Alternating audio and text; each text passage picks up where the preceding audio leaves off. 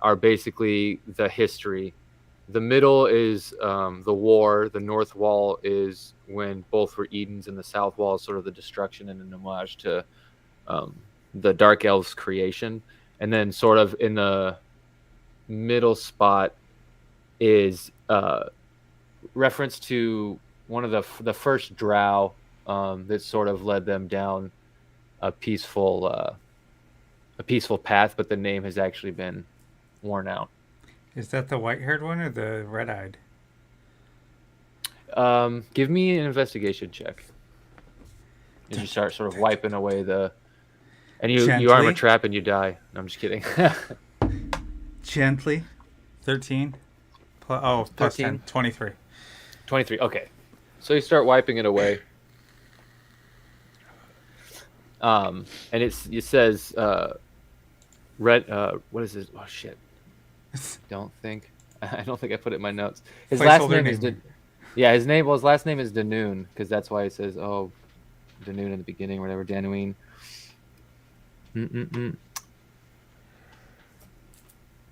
Yeah. So you know what his last name is.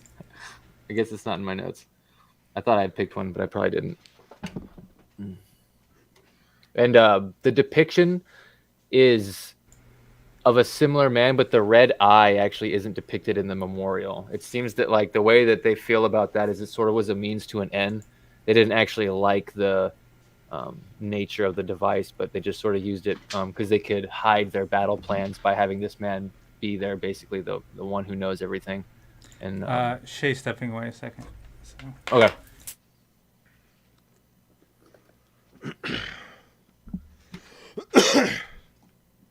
Both. So she stepped away and was sitting there tossing the scale mail back and forth in her hands as if she was actually stepping away. But I muted just in case she needed privacy for some reason. So that's what you guys didn't hear. Is the guy... Totally ruined the effect. Is the guy that you're talking about depicted here or in there. The middle? Okay. Where you walked up to, yeah. Okay. I'm going to kind of, I guess, telepathically, whatever you want to call it, electronically transmit everything I'm seeing in here to them so that they at least have a visual representation of what I tried to explain to them that the voices said. Okay. And then I'm going to, seeing nothing else in here, I'm going to retrace my steps back to the blood pool and then head north. This way, since it is clear. Is this another statue? Mm-hmm. Cool. Is it glowing? Yep. Cool. And this is like a rest area? Yes, there's sleeping mats there. There doesn't seem to be personal possessions. And then if you go and look at the very end, it basically there's like a creed for them to basically that they took vows of I can't remember what it's called, where you don't have any like worldly possessions poverty. Or anything like that. Poverty. Yeah. Basically they have a vow of poverty. Well, Any remains there or just empty? no, that was just old kind of sleeping mats, elven sleeping mats. Some of them seem to have taken with time. This place seems to be abandoned for at least around a century.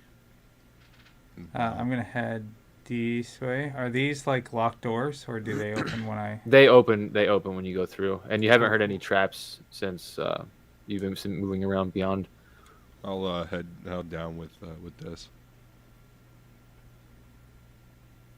Door unlocked. Yeah, so this, there's a map in here.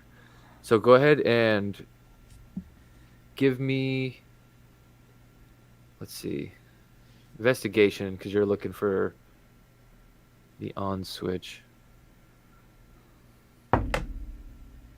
17. 17? Yeah. Do So you want me to sort of roll walk one as well? around. Oh, sorry. You can, but wait, can you read Elven, though? No, I cannot. Okay, so your DC would be higher, but you can still roll one. Okay. You can always roll one, Luke. All right, Yeah. fine. I give you Investigation, right? As long as you pass it to the left. Okay, yeah, investigation. Always pass the duchy to the left. That's correct. 12. So, Dis. No, just kidding. I'm just looking around. It's real pretty in here. Yeah. So But, what do you He's see, just like, Dis? look, writing. You see the writing on the ground, and you sort of start walking around it and reading it, and it's basically names of planets in the solar system and stuff like that. It's sort of the solar map, but in the Elven language, and then you sort of realize that the on switch is the sun. No, the sun doesn't have. I haven't named the actual star, but it's that center spot, and you sort of go stand there, and there's like you sort of trace a spot with your fingers and recite basically a incantation that's just Elven word for on, clap on, clap off, and you see a star map of the galaxy, or this not galaxy, but the solar system that you're in, sort of span around, and you see 8 planets, all kinds of moons around them, and what you're looking for specifically, Dis, is you think about the location of that blood eye, and you notice that there's a little marker on the 8th planet, Piri, which is a small frozen world on the edge of the system, and that is where the temple was, where the blood eye was placed and hidden away. And like they said, the data was old and it may have changed, and this shows the system intact, all 8 planets spinning, though Roshana is locked behind Felondir, so it's well after that happened. So, Kronos. By the way, Yes. I brought Brynn with us this time. Kronos, they indicated to me that the information might be old. I know that in some places things drift apart, drift closer. Yeah, degradation of orbits.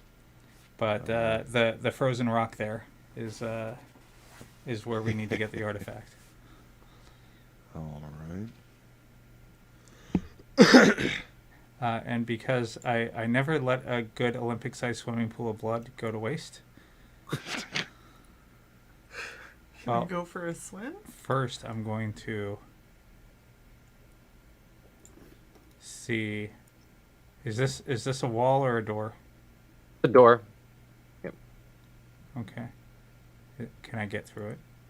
Yeah, it opens. More sleeping mats or? No, that is a data storage. So basically, now you see in there like sort of like hard drive towers, sort of powered and humming, and like maintenance panels. I walk in there with them. It's a pretty sleek room, mostly metal, just like I just poke my head in and then I'm like, nah. Nothing to burn in here. No. Not yet, anyway. I can't hit things in there. Hey, Volsung. Yes. I have no problem with you copying thing. I'm looking around for an external drive, but unfortunately, I don't.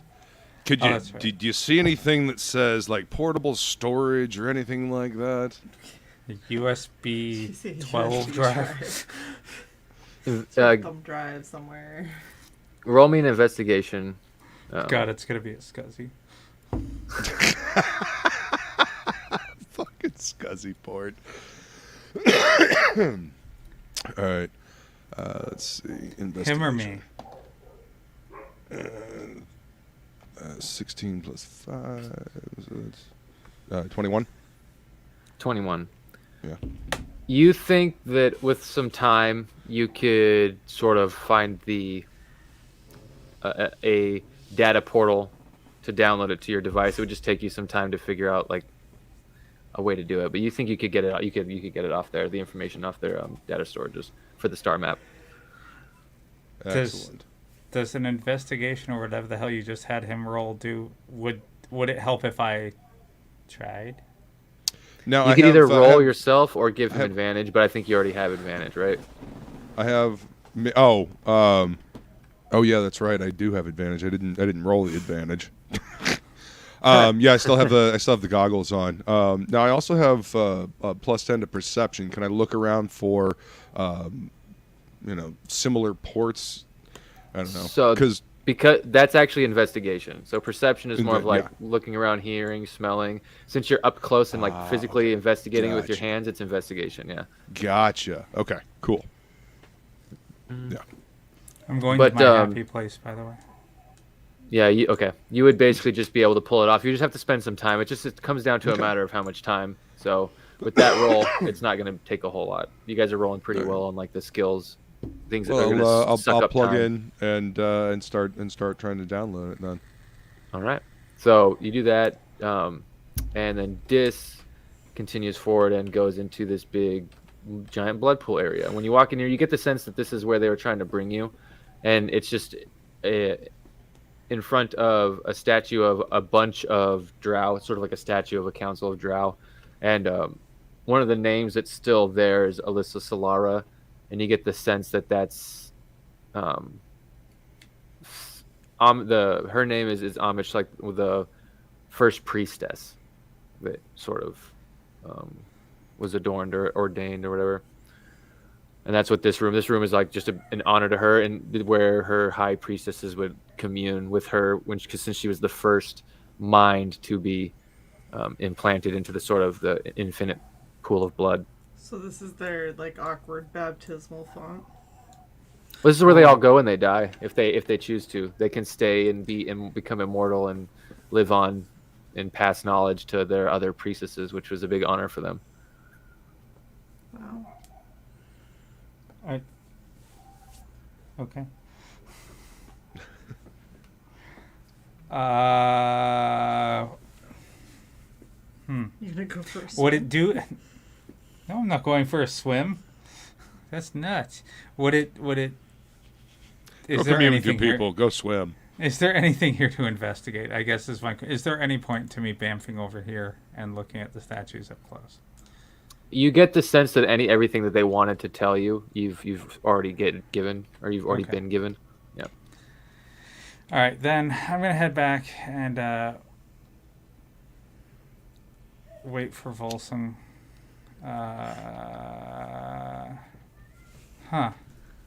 Hold on. Let me check my character sheet real quick.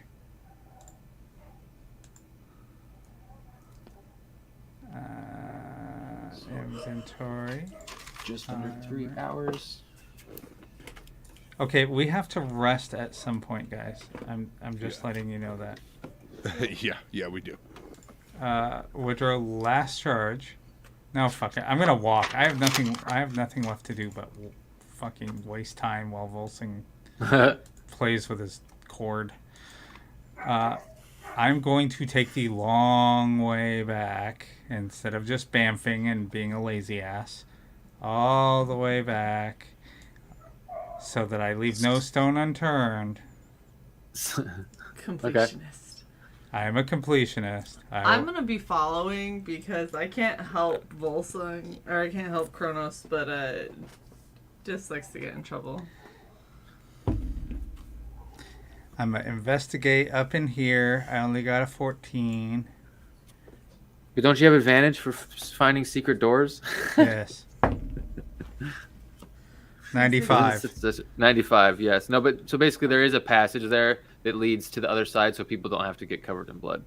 And then down below is just a place where they had sermons and actually taught people and stuff like that and brought people in.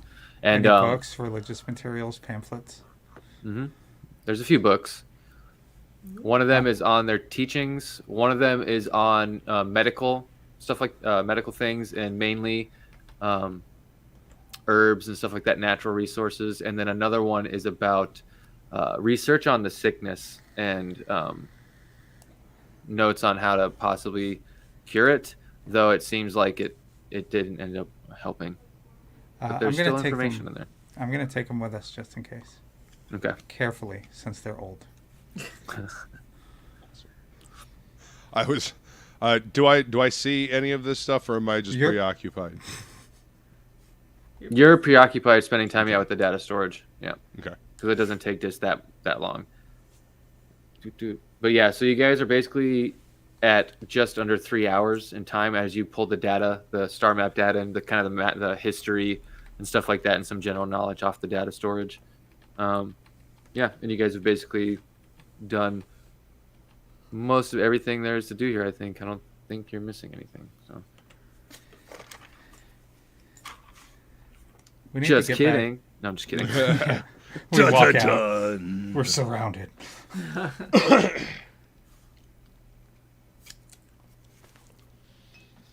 So yeah, you're at 3 Are we hours. leaving? What are we doing? I'm waiting for Volsung, and then we're leaving. They just said that. Yep. Yeah. So So it's Oh, if he's another done. hour and a half to get back about, or another hour actually. You guys can cut it. Now you guys have been through. You can cut a half an hour off. You guys aren't being So hesitant. did I get all the stuff off the thing for Yeah. the star map? Yeah, you got the star map and you got basic history and some other various cool. Basic data history. off there that you can go through. Awesome. I'm closing the Blood Temple map. Yep. No more maps.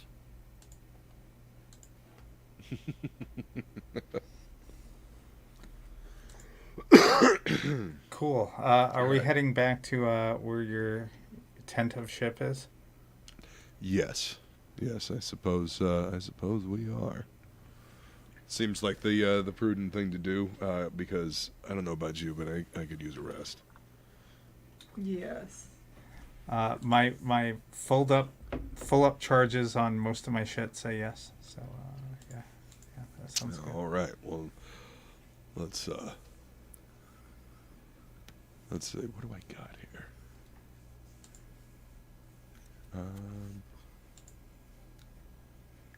No, I guess I did. Wait a minute. Yeah. I help Brynn moisturize. Teleport. Yeah. All right. Looks like we're hot-footing it. I was going to try to teleport us, but I don't have enough charges, and I don't think Dimension Door will get us there. No. Dimension Door It works won't. differently. in It'll this get you universe. and one person. That's how it Yeah. works. Yep. Dimension Door works a lot different in this universe. Yeah, now it's teleport. Yeah. All right. So we're hoofing hot-footing it, back. kids. Let's go. All right. Oh, my back. Another I hour can just passes? teleport 30 feet infinitely. Take one step, 30 feet. Take one step, 30 feet. Yes.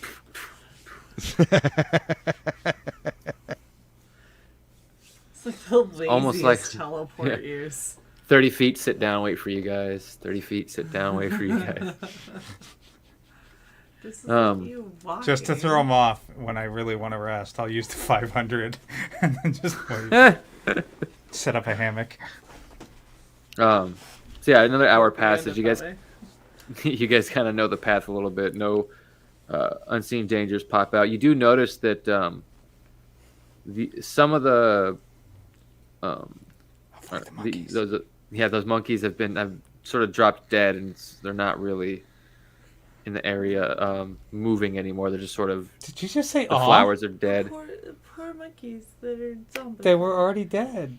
I know. That's why I'm saying, that they were already killed. Those poor little monkeys. Now the Plant demon monstrosities. side of it is gone. I pat Brynn on the back. There, and we continue on. Are you guys sneaking through, or are you guys just trotting through, making better time? Because if you're going stealthy, it will take a little longer. But I'm assuming you guys are just walking back, or I just walk back. I don't have Yeah, any stealth. we've kind of just been sauntering back, just trying to get back. Yeah. okay, that's what I figured. And as you get back, you, Kronos and Dis, with the perceptions you guys have, hear a voice or like a conversation happening. Familiar voices. You guys are getting close to the hut, Susaria's hut, and you hear Samina's voice, and she says, "The static shield Bach created is going to cover our asses here into the thick jungle. We can wait for the patrols to ease up. Also, it keeps these possible spies from giving our location away when we arrive home." And then you hear Bach's voice. I don't think they're spies. I think they're from a parallel universe. And then Renaj's voice chimes in. I doubt that. I'm sure you misread your data. You really think we can take that chance, that kind of chance right now? We really need to stay focused on making money. And then Samina pipes back in. Look, for once, I actually agree with my brother. This whole scenario smells like Zorg's mind games. What if he's gotten our dossier and caused us to draw us out? We need to keep our heads about us. We might be meaningless in the eyes of the greater rebellion or rebel leaders, but we can make a difference if we start getting serious. And do you guys begin to stealth? Do you walk up? How do you sort of approach the situation? Do you guys walk up to hearing that conversation? Well, one of y'all should probably stop me because I have no chance of sneaking up on anybody. That is. Well, you don't have disadvantage anymore in that armor, though. That's true. So that's. Oh, I guess I have +8. Now You have +8 to stealth? Yeah. Holy shit. What? I always had High +8, dex. but I had disadvantage. yeah, barbarians can take stealth. Yeah. Nice. I mean, I'm not a fucking You're not She a hunts. fucking... ghosty whatever the fuck in the shadows. 27. Oh man. Oh fuck. Oh, okay. Okay. Yeah. 15. 15. Woo. Yeah, 15. So Oh, Samina's yes. got a What's up, Cronus? Samina's got a +10, and I got a 17 on the die for her, and a 17 for Bach, but Bach's only got a +4, so he doesn't notice.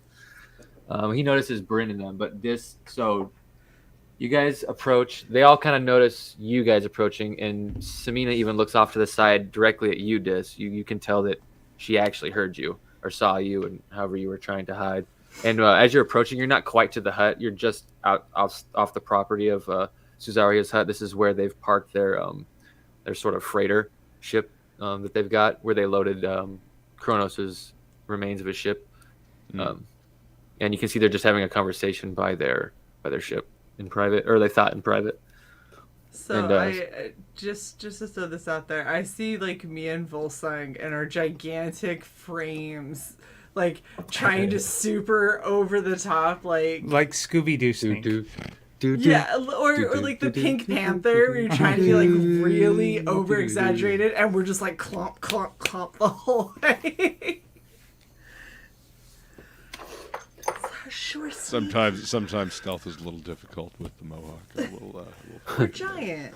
That's the problem. You have a peacock on your head. I've got style. That's what I got. But as they see you approach, Samina looks at you, Dis, and sort of just says in Elven, specifically, I hope you don't take any offense, but we have to watch our ass. I don't care if you watch your ass. I care if you're on your way to stabbing us in the back while watching your own ass. No, we've been truthful. I've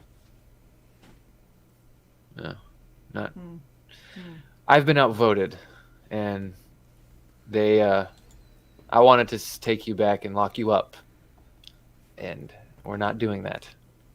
No, you're not. So I agree that you're not. Wait, so all this is in Elven, right? yeah, Oh my gosh, Dis, are you please gonna tell us this so I can laugh? You have a running translation at the bottom of your vision from the implant. Oh, I do? You do if now. this one, yeah. They're Yeah, you just see subtitles.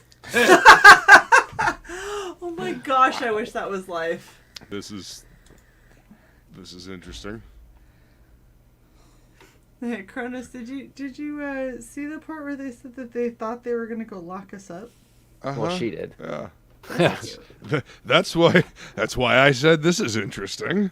That's adorable. Like, I don't have a flaming axe with returning.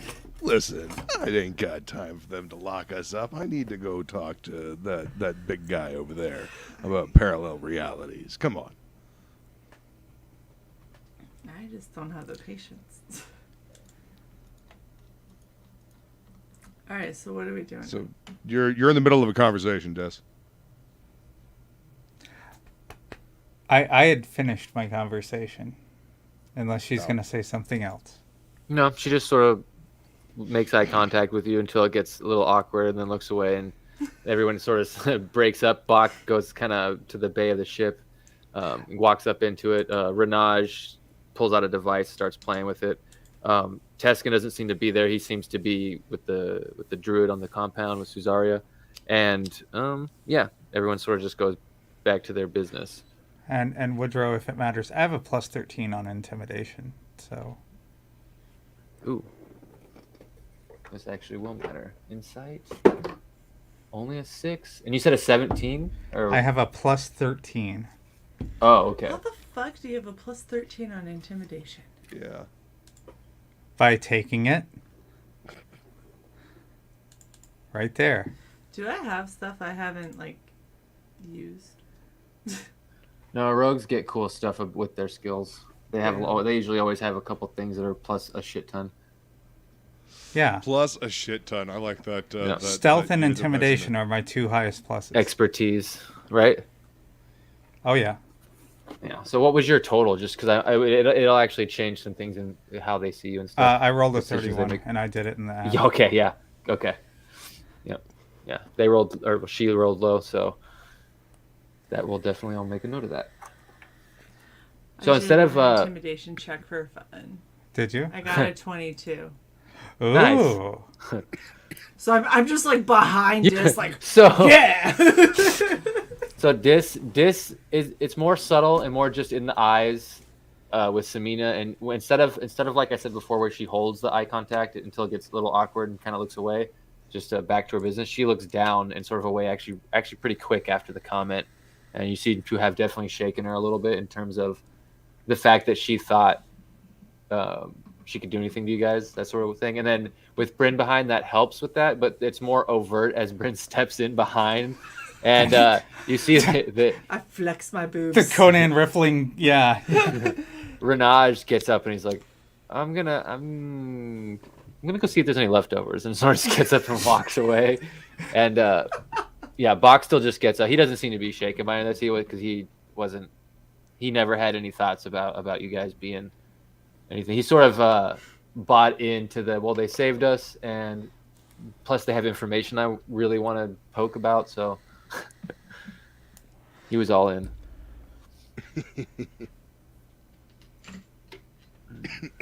Oh my gosh, that's funny. I just like the last one's yeah, I wasn't part of this thing.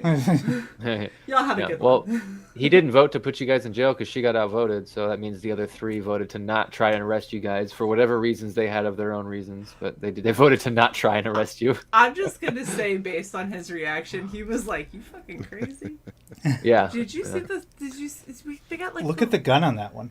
Right, what? One has a gun that just disintegrates shit. Yeah. Guns. Both guns disintegrate shit, technically. This is very true. Yay, my first intimidation roll ever. Kirby is pretty good at just disintegrating shit too. He just flushes it down the toilet. Fuck that monster. Kirby. Poor shit monster. Kirby just disintegrates himself. Yeah, that is. And universes, it's okay. And entire universes. And universes. Kirby the There universe. must be balance. I'm sorry. Do I have everything should be? Do I have the glow of Thanos in my bird? Is that what counts? Actually, technically, Kirby's still hanging out in Volsung. He was doing guidance on that stuff. So he had never left, but I thought he went into Dis to help with the Oh, that is true. Thieves' tools. Yeah, that's right. And I was just I was telling him what to do. Yeah. Yeah, then would be back in the bird. You get the sense that he doesn't like being in the bird. Well, play your cards right. We'll get you a body. Let's Some see. jackass has it right now. Yeah, nothing left from them, and Hey, okay. Kirby, I didn't miss anything cool. Yeah. Mm-hmm. Do you ever wonder what they're doing with your body right now? I try not to think about it, but totally thanks for bringing it up. Yeah, no problem. It just dawned on me. whole other person could be. Do we know Masturbating with who- a cheese grater. Do we know who has my body? You said it, but you said it between sessions, so Yeah. no. Okay. I don't think you have let that slip to our characters yet, or let us Yeah, 'cause- glean that. Kirby doesn't know. He Yeah. But Kirby's seemed to have grown sort of more and more distant. He's helping out, but he's not really speaking much unless he's being spoken to. So you get the sense that this definitely has some sort of effect on him psychologically. He's starting to dissociate. Oh, that's not good. We need to get Kirby back in his body, guys. Okay. So, which is more of a priority? Storm the castle, or get the thing that's going to let us storm the castle successfully? Wait, are we back in the other game? We're storming castles again? Kinda. This is a planet, but I mean, Good luck Well- storming the castle. Technically, you just know, he's on a planet. You don't really know where to go on that planet. yeah. Well, we need to, find a way to get there first. I still need to find the rest of the pieces of my ship. I'm still missing. Oh a shit. couple. You are. And then, I didn't know that. Yeah. Let's. one piece got stolen, one piece fell off into the jungle, and one piece was about to get harvested as you guys showed up. Yeah.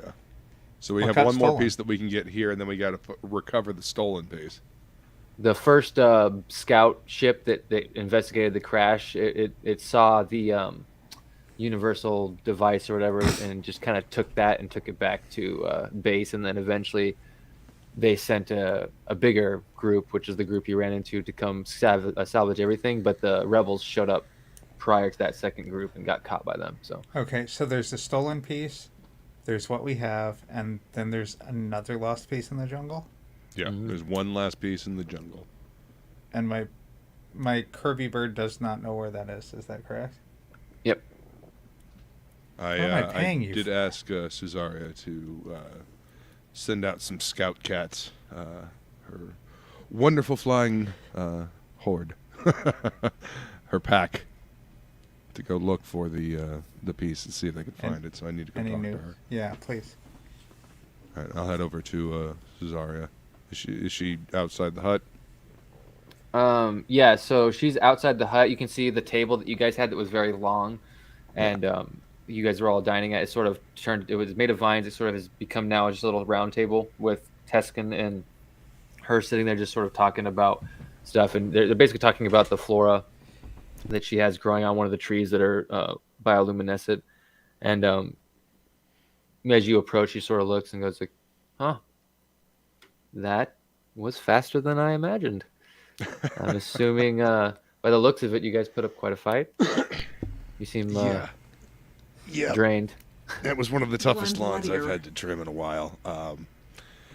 Brings back a lot of memories, though. But thank you very, very much for the help beforehand, and yeah, that really helped the totem that you gave us. That helped a lot.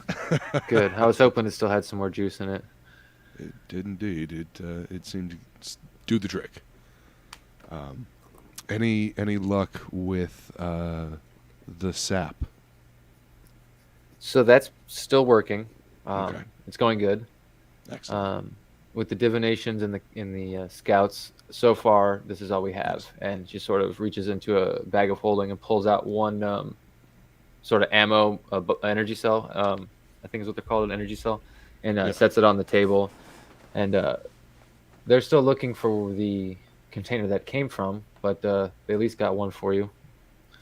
Oh, that is incredible. Thank you. That will be very helpful.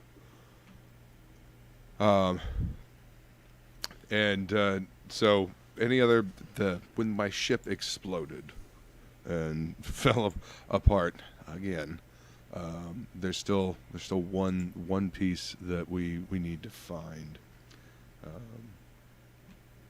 So if you can just keep an eye out for that as well. I guess we're probably going to go with the rebels, and I'll see if they can help me get my ship fixed on the way. Could you give me a better description of the? It seems like you know a specific piece you're looking for.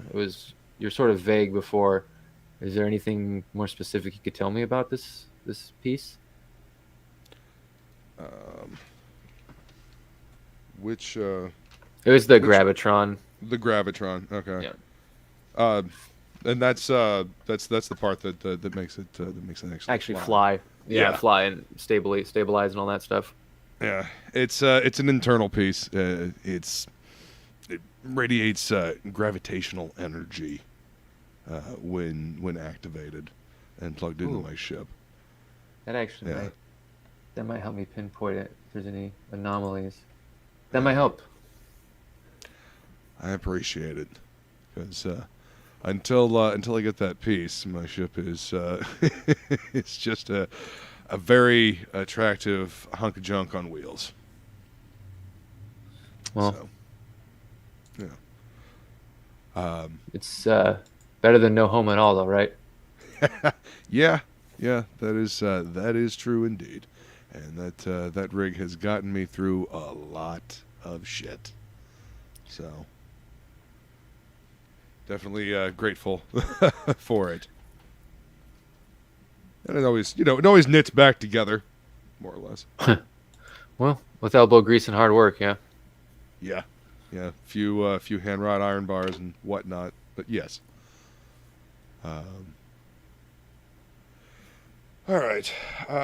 Let's see. When should I check back with you about the potions? I know that it takes time. Ooh. Brewing is a fine art. So just let me know. Another 2 hours, and I should have all 3 potions. All right. Wow, that's amazing. Great. All right. Well, I'm gonna go see what's going on with the rebels outside and see what we can figure out what's going on. Again, thank you so much. That temple is clear now. By the way, I don't know if you go into the jungle anymore, if you do much adventuring anymore, but there was a giant, like, feed me, Seymour. Yeah. Plant that was eating an eternal wellspring of blood. Are you familiar with anything like that? The Blood Temple. I have been there before. Yes. That grew there. There was actually interesting flowers that grew up there. That's where I got my my tree, the bioluminescent ones. But ever since that area started changing, I didn't really go up there. I didn't really go to the temple that often. It wasn't something I was interested in. It was just, I sated my curiosity with it once, and yeah, the area is more important to me than the temple is. Okay. Well, yeah, there was an ancient Drought Temple, and yeah, it's never seen anything like that before with the blood. I mean, of course, I've got my limitless flask, but I didn't realize. I mean, my companions, they heard voices. They talked to the blood people. And the blood people just decided that I was not cool enough to talk to. So anyway, I didn't realize that they could that there was the holding of biological or spirit energy in it as well. Very interesting. The wild elves here on this moon have a tree that they can implant their souls into and commune with. It's most elves find a way to hold on to immortality after death and not pass on spiritually, but pass on knowledge to the next generations. The high elves decided to do that with technology. They store themselves in data, AI, stuff like that. It's a crazy world here. Wow. Yeah. Have you seen the Void Elves? The Void Elves are really crazy. Black eyes, long ears, evolved in space stations. Nope, haven't encountered those yet, but I have a feeling on this adventure we just might. This is definitely an interesting and different universe than than the last one, and the one before that. Yeah, They don't. keep. Go ahead. I was just say don't treat them like we would treat Drow and in other places. Uh, the elves here, the things here are a little different. Bad guys, good guys aren't so clearly drawn. So just keep that about your mind when you're dealing with people here. So talk first, fight second. Yeah, it's Okay. a good rule here. I appreciate that. I appreciate that very much indeed, because sometimes we can be a little stab happy. I don't know. Why are you looking at me when you say that? That's rude. My middle finger is up right now. Because I can't find discs to stare at them, and they're more than That's likely just 'cause standing they're behind you. little. As you guys are having this conversation, Renaj kind of comes up and to you, Dis, in the back, and taps you on the shoulder, really lightly, just tap tap. Mm-hmm. So, about the starship, That sounds it's right. obviously yours, but I wanted to ask, we're gonna have to get that out of the airspace, not with our freighter. So I can teach you how to fly it, and we can fly it to the base, or I can fly it to the base and show you how to fly it later. But we got to get that out of here soon, because it will be leaving in. Let's see, it's 4 hours, so about 8 hours. We'll be leaving, and we don't want to leave the same time because this starfighter can get in without drawing any alarms. They'll scan it and they'll just be like, okay. But our ship is going to raise some alarms, and we might have to be evasive or let them board us and search our cargo. But we've got smuggling holds, so. But yeah, so I don't know how you want to handle that. To get the ship. To learn. I mean the basics: landing, taking off, flying. I can show you like 4 hours, maybe. Depends on how fast you learn. I don't know. We'll see. All right, let's do that because I'm not leaving it. Okay. Yeah, let's do that. We're gonna fly so low. While you're doing that, can Volsung and I do our long rest? Since Yes, and then you take less than us. Yeah, and then my long rest of 4 hours plus 4 hours of learning. Nice. All right. So am I clicking long rest? Yes. You guys can, yeah. So Okay. and are you flying these 4 hours first and then resting, or are you resting and then? Because if you're learning to fly, you still have to rest for a full 8 hours. You're just staying. You just have to be unconscious or whatever in the trance for 4. I don't think it takes 4 hours for you to get your whole rest, or is that how it works? I can't remember. No, that's how it works. Okay, It's literally 4 hours, and those 4 hours are spent in a trance instead of unconscious. Okay. But unlike a normal elf, I don't have visions of like previous lives or whatever. Okay.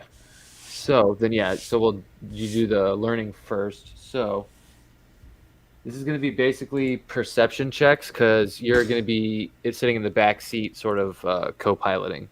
And because you won't have your proficiency, so it'll be just dexterity, and then I'll tell you it'll be like perception checks, then dexterity checks when you're actually control and piloting. You won't have your proficiency in it. So skill challenge. Let me make some tallies. You guys get into the cockpit and take off, and you guys are kind of buzzing the canopy line pretty low, trying to stay off the radar as best you can while you're doing this. And so he sort of drops down as this canyon opens up and falls into a canyon, and you start flying around. Give me a perception check.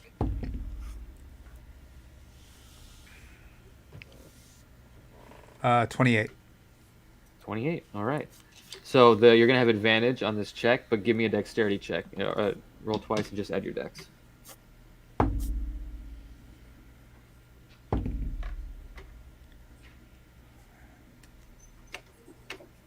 So if it's with advantage, 23. Nice. Okay, so that's a success on the piloting check. Boom. So he goes, all right, get ready. We're going to go up a little bit, give you a look at the canyon. He sort of takes you up out of the canyon, rolls you over so you can look up at it. And he's like, we're diving back in. I'm giving you control. Take us back through.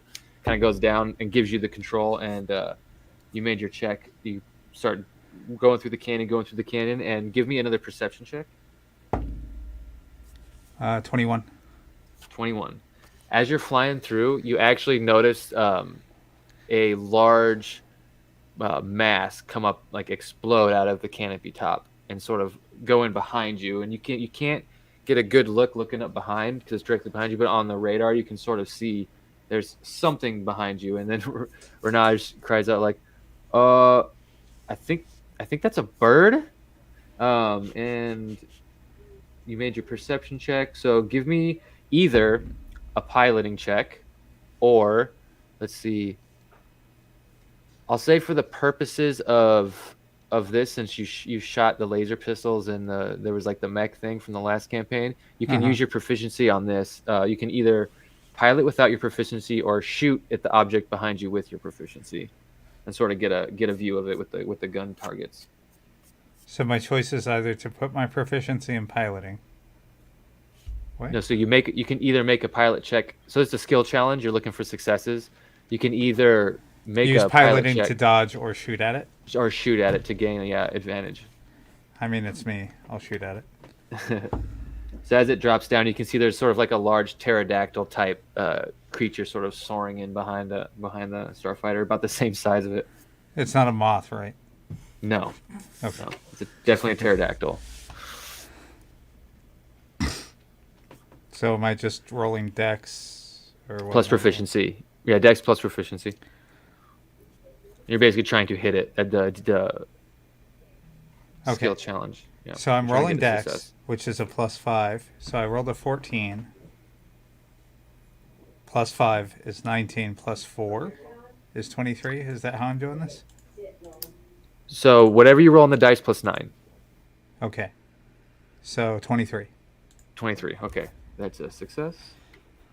So you pop the gun down, swing it around. You can see the pterodactyl sort of swooping in and trying to get a bite of the starfighter. And you just sort of light it up and sort of shoot it inside its mouth, and it kind of shakes its head and dives into the canyon. And Renaj is just like, oh my god, that was fucking close. Holy shit. Okay, I'm taking Please us don't up. PM my starfighter. Too late. And he pulls up out of the canyon. He's like, all right, you're buzzing the canopy on the way back. Let's go. And go ahead and give me a perception check. 26. 26. So make this piloting check without disadvantage. You see another couple are coming up in front of the starfighter, so you're trying to sort of spin and dodge in between them. So there's no advantage, but you don't have disadvantage because you made the perception check. And this is just with your dexterity. So 16. 16. Nice. That beats 15. You are good on all 3 checks. So as you kind of go through, you turn the plane side or the starfighter sideways, go in between the 2 pterodactyls, and Renaj is like, I got this one, and sort of spins the gun out and starts going pew pew pew pew, and he's actually making those noises as he shoots the gun. Pew, pew, pew. And, Can I give him disadvantage? if you want to, you have control of the ship. Like the opposite of guidance. No, it's fine. Let the kid have his moment. He I'm rolled a not that 16 much. and an 18, so he hits both of them. And Not that much of a sort killjoy. takes them down. And you guys sort of run that sort of exercise a little bit over the course of the jungle, going back and forth through this course. And basically, at the end of these 4 hours of training, you do get to add your proficiency when attempting to fly the starfighter.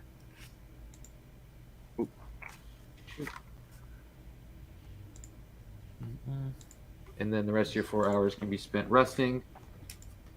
And Should I add piloting to my sheet? yeah, if you want to, you can add a custom. If you click on tools, what you can add is, instead of piloting, search for add new proficiency and do tool. And I think there is water vehicles, which is just basically I use for spaceships and place of spaceships in space games. Or maybe it's not in. tools. Maybe it's in. No, I think. Add new proficiencies. Custom. And You can it's just- gonna be yeah. tool. Damn it. Isn't there? Water vehicles. Guess not. I can't remember what it exactly was called, but you can pick one of them and rename it until I figure out exactly what it was again. Oh, it's on my. It shows up in tools. You put it on my sheet. Vehicles, water, is what it is. I was looking for it. There it is. It shows up under tools, vehicles, and then you put water in there. No, you've already got. No, I know. He's saying that there's one already in there. So, tool, choose an option. Yeah, I don't see it though. It's weird. I'm looking on this one and I don't see it. You could just pick navigator's tools and that'll be fine for right now. Because you can always, I think, change the name of it. Yeah, I see it. Yeah, there's nothing water related in there, so I'll do navigator.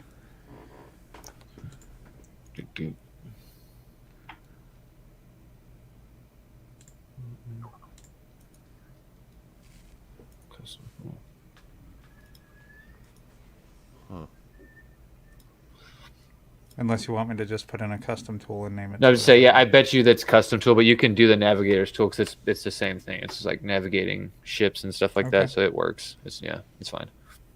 Boop, boop. But yeah, that'll allow you to use your proficiency when piloting and like this type of starfighter at least, and yeah, then you can finish your rest up and hit your long rest. Cool. So, have we decided how we're going to do this? I mean, 2 people can fit in this thing, so obviously I can't exactly take both of you with me on the ship that's automatically going to get us into the base. Mm-hmm.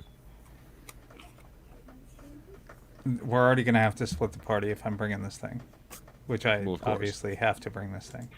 Well, I figure you two take the ship. I guess I'll ride with the rebels, because they're taking my beauty. Shut up. Quit snickering. Took your virtue. What?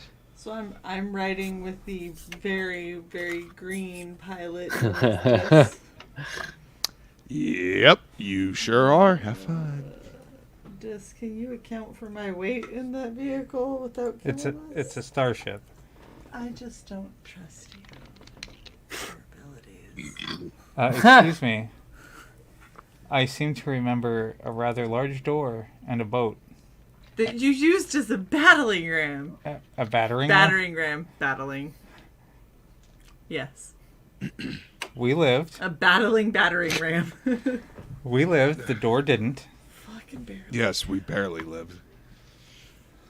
Hello. I'm not the one who got us trapped by harpies. Was that me? Volsung, you got room. I'm riding with the rebels. Ask the rebels. Yeah, they got basically a star freighter, not a fighter. They've got plenty of space. I'll ride with this. Okay, so you guys get your Don't rest. worry. They 8 hours. They got this. The 8 hours go by, but I have a little note here for the next rest. So, Dis, your trance, you get weird sort of visions when you go into your trance. You see that scion that you saw in the back of that ship. You remember seeing him sort of look down at the box, look at you, and sort of holding the wound on him and teleporting back. You see where he goes. It's this sort of high elven chamber with, he's like sort of looking at the back of this throne. You can't see who sits in it. Open windows overlook a beautiful twilight darkness beyond them, and you hear a voice ring out from beyond the chair. You broke away from my influence once, and I rewarded you with free will. I can see that was a mistake now. And then you can hear that similar scream that you heard in the other vision, and you see the guy grab his head, and sort of blood sort of drips out of the orifices on his face, and he sort of just falls down on the ground. and your vision goes away. You still get your trance. There's no negative effects.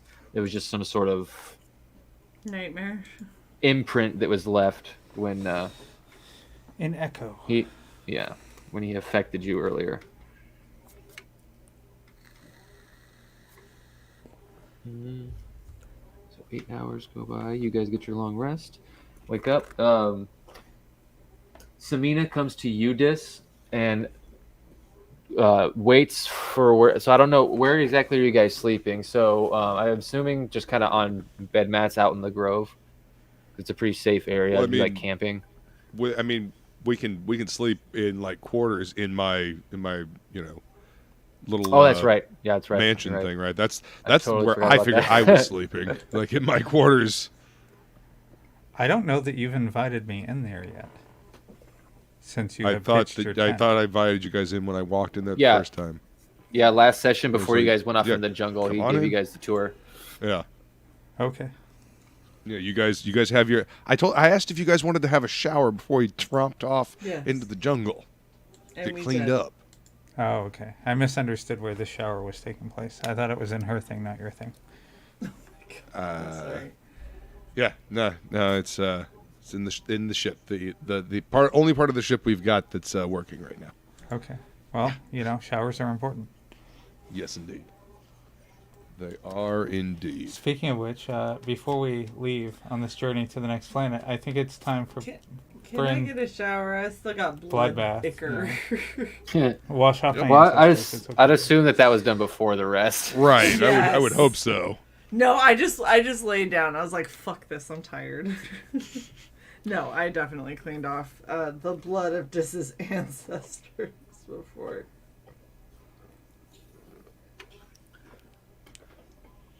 So, So she's waiting as we leave?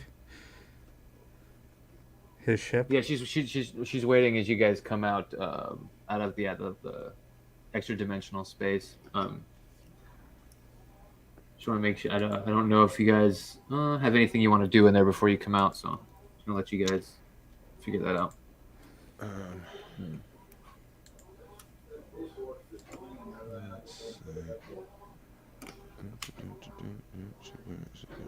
And you're postponing the startup on your seed, right? Yeah. Okay. Yeah, I'm postponing the startup on that for right now. Yeah. Alright, that's the conversion file. Yeah.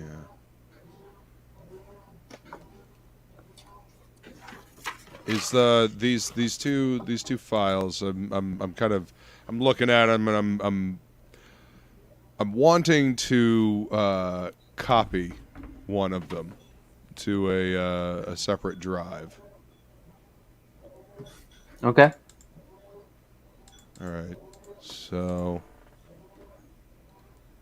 let's see. I am going to copy. Let's see.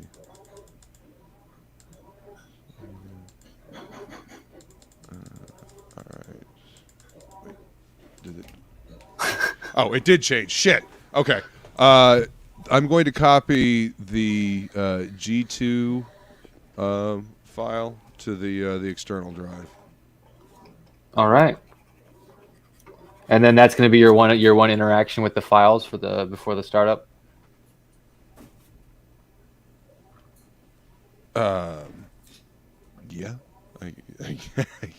Do I only get one interaction with the files before I start up? Yeah, that was part of the thing. So basically to get them to go, you have to get it to start up, and then you start doing that because they're frozen basically right now. Right. The files are frozen. Yeah. Okay. Oh, okay. So you basically. So have to I mean, if I start and moving anything with them, then it starts up. then the and next the time I come files will back to run. it. Okay. All right. Then I'm just gonna leave them alone for right now because I wanna have more of my ship together before I start fucking with them.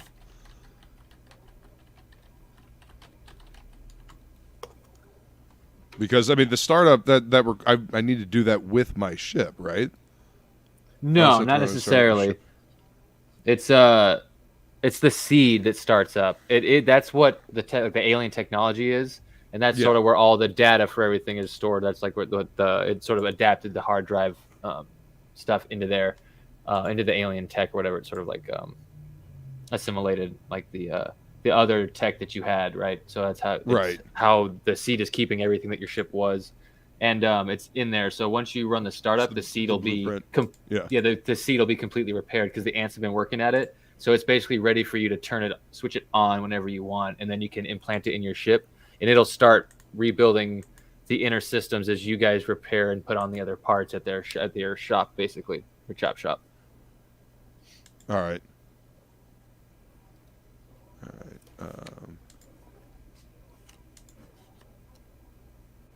All right, but until I come back to it, if I just leave it alone, it'll just wait. Okay.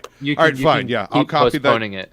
Yeah, I'll copy that file to a separate hard drive, the G2, and then yeah. Okay. And yeah, then the next time I come back to it, we'll kick this potty off. Nice choice. It's an interesting choice. I like that choice. I am curious. It's gonna be interesting. Shae agrees. I have an idea. I think you do with that choice. I think you know what I was getting at with that little riddle. So, it's a good choice. All right. That made me so happy. I'm proud. I am proud, Luke. Awesome. Can't wait to see it. Okay. Yeah. Did you see that, Woodrow? Oh, no, sorry. Brynn, before I forget, here, and I toss her the cartridge that that I was given. Oh, you don't have to use a charge for the blur. Those charges are only for the teleporting. Oh. The blur is just always on unless you get hit, and then you have to recharge it in battle. Out of battle, it just turns back on. I've been using it for the teleport. Okay. Yay. That's what Cesaria gave me yesterday, right? Charges that work for the plasma rifle. She gave you a single energy. A charge, yeah. A charge, yeah. You have one reload. One. We will find more. I will. So what that means that I eventually figure out how to make more. Can I? Does anyone around? Do any of the rebels have tinkerers tools that I can purchase from them? Since I don't seem to have any. You saw Bach using some in the bay as you walked away last night, or I guess it was last evening. Okay. Early morning now. All right. So we're walking. Are you guys ready? Do you guys need anything else from your quarters? Because once we're out, I'm gonna fold it up and we're taking it with us. Fold it up and put it in my pocket. Exactly. Basically. Nope. Got my shower. Got my rest. I'm good. Barbarians are easy. Generated your food. You basically have a kitchen. Anything you want.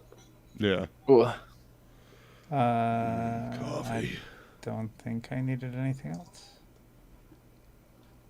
All right. So, as Dis and you guys all sort of leave, Samina's there, and she's eyeing you, Dis, and you can tell that she wants to discuss something with you, but just seems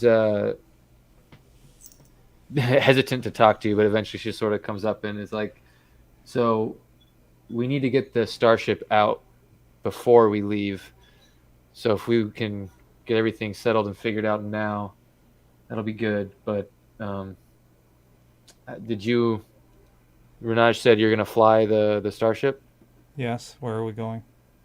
Okay. Let me show you. And she goes over like this map and the plan of how you guys are going to get out unseen, at least the starship. And she gives you a path to fly. And she says, once you get up, you can actually put it in the autopilot, and the starship will just sort of fly to a spot and go passive and wait for them to get out of the sensor range and meet up with you and take you to the asteroid so you can just follow them. That way there's no... So are we going to the base? I guess I'm confused. You're going to their home base. They have an like a home base where they're going to repair Volsung's ship. They're not going to Imena. Okay. So they're going to repair Volsung's ship as much as they can with the missing piece being somewhere else? Yeah, you guys will still have to find one of the pieces, but you don't need that piece to start repairing it. Yeah, Okay. That's just the hull piece can that'll start make it being fly. repaired. The internals, the piece that we're missing to be able to fly is the one that's in the jungle, right? The gravitron. Yeah. And then the other piece that was stolen, that was Get you to other dimensions. that was the Okay. dimensional. So the flying part that's currently lost, that's not in the hands of our enemy, what are we doing to recover that? Is someone staying... Are there those staying behind who are still looking for it? Suzaria is looking for it and can get in contact with you when she finds that and more ammo. Okay. Volsung, what's the range on these implants? I'm not As long sure. as you're connected, as long as there's net connection, you're connected. There's no distance. Yeah. There's limitless connection, Okay. unless there's a signal blocker. All right. I just wanted to make sure we weren't going to be out of contact for this flight. And I say telepathically, not that I trust these people as far as I can throw them. Well, we kind of have to work with what we got right now. I mean, Yeah, that doesn't mean I'm not going to take precautions like making sure to stay in contact with you when you're the one that's going to be away. Yeah. So, I appreciate that. Yeah, just fly casually. yeah. It's an older code, sir, but it checks out. You mentioned getting tinkering tools. Did you Yes. still want to do that? Okay. Yes. I want to walk over and Bach is his name. Yeah, boxing. Hey, Bach, was it? Oh, I yes. I noticed you had some tinkerer's tools, and I was wondering if you had an extra set that I could purchase from you. I could scrounge you one together. I mean, where we're headed, I could get more, and I don't really need. Yeah, take these. Sure, take these. Take mine. What? No, what? Thank you. And he just basically starts going. He starts showing you, and some of the tools you know, but some of the tools he's showing you, they're of orcish design, and you're like, that's very straight and blunt to the point, but very useful and pragmatic. Not like other tools. It seems more like blacksmithing tools than tinkering tools that he's giving you, but it'll work in the same fashion. I mean, that totally works for me, man. I dig the shit out of blacksmithing tools. These are great. Thank you. Yeah, no worries. If you don't know how to use anything, just let me know. I can show you. Absolutely. I will.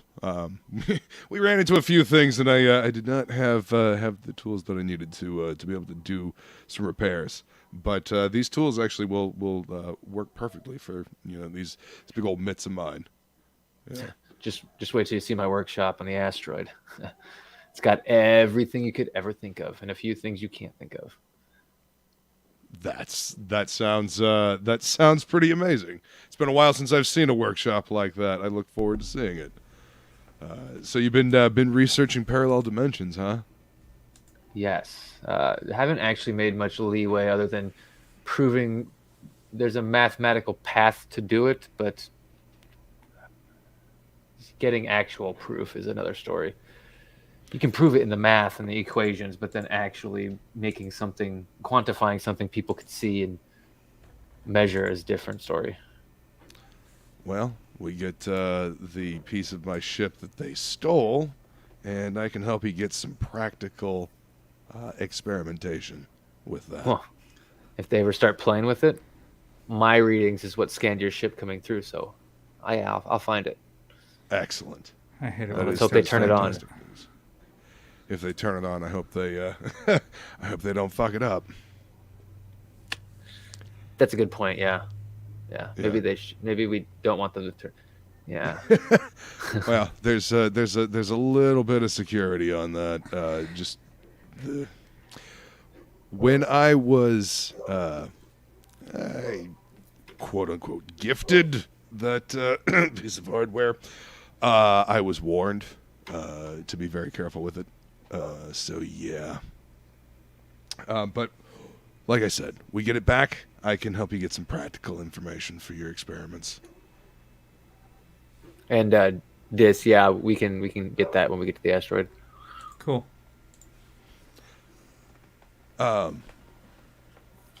Since you're a man of science, and I kind of bring up Gizmo's notes on the cartridges, and so I'm looking for a catalyst. Let's see, where are his notes? Oh man, I'm glad he had advantage. I mean, the first one would have been fine, but the second one was the one. Where did damn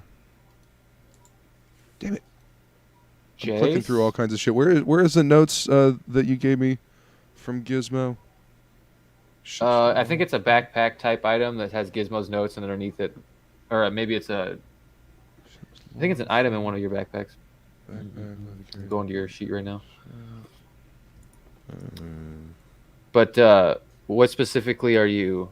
You want him to just look at the notes? Well, I wanted to see if he could point me, because I know that I want to run back to the little gelatinous pool and get a sample of that in a jar, and I wanted to show him what Gizmo had found, to see if he could help me figure out the other part of it. There was a catalyst that needed to go with the gelatinous thing. Yeah, Gizmo's notes. It's in the multi-universe. It's in your multi-universal remote. Ah, thank you. BFG MO research. Yeah, it's just gelatinous acid fluid, unknown agent. Yeah. So he got a really good roll. So that second unknown agent, if you go into the customize, you can add this next agent. But he basically starts looking through the notes, and he stops on this page that has these weird, and it's one of the pages that actually threw you off because it's like draconic / abyssal sort of runes and stuff, and it's just out of your league in terms of deciphering. Right. And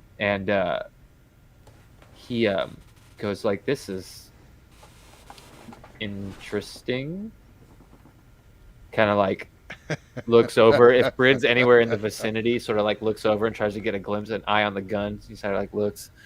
Kind of looks back. He's like, Well, one of these agents, we've got the fluid here, gelatinous fluid. It's a good catalyst. This one is Demon Ichor. Demon Ichor. Wow. Yeah. That certainly explains that if you can, particular type of writing there. If you can decide, or find a way to harvest that, I guess. Well, you we could do use know a demon. We're gonna go What? harvest. Manos. Right. Is he? But would he be a demon in this universe? Who's Manos? Isn't he a Hands demon of fate. in all universes? Manos is a unsavory character we ran into in an alternate universe, and part of the reason why we crash landed here in this universe, we were actually in between universes, and that asshat knocked us out of the in between and into this through several different realities and into this one, where we promptly got shot the fuck down. You guys have dragons here, right? You know dragons. Oh yeah, we have moon dragons. Okay, well, I'm not sure. This was a lightning dragon, and he was kind of a pompous ass. Tried to talk to him, but no. So yeah, he kind of tore. Yeah, well, he called me an insolent worm or something like that, which I didn't take too kindly at, so I shot him. He just starts taking notes like fervorously. Yeah, it's a wide multiverse out there, man. There's a lot of crazy shit. Huh. But that's how we ended up here. We got pulled out of the in-between, and now we're here. And yeah, we need to find Kirby's body. Renaj said that the part you're looking for, the thing that makes your ship fly, is gravity based. Yes. Huh. Maybe I can run Manipulates some gravity. scans before we go, and maybe I can decipher something. And he sort of starts like working and going into.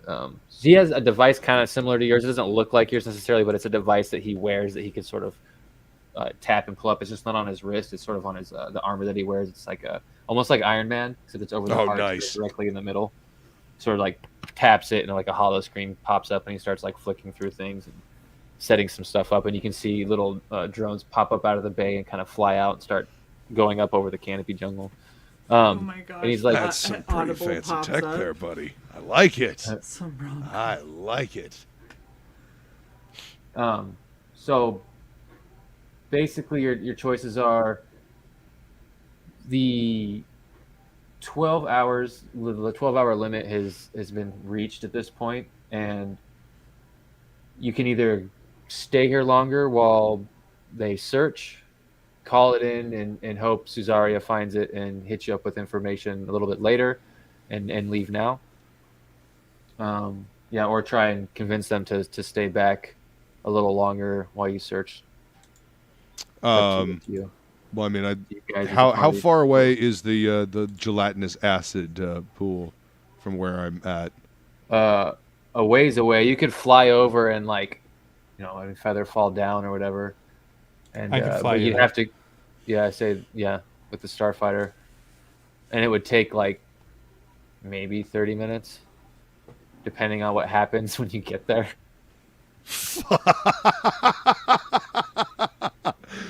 Depending on what shit's going on. All right. I can definitely drop you on the pit. I'm sure you could. Sounds like a plan. Yeah, no, I'm staying You away got a from both parachute? of you.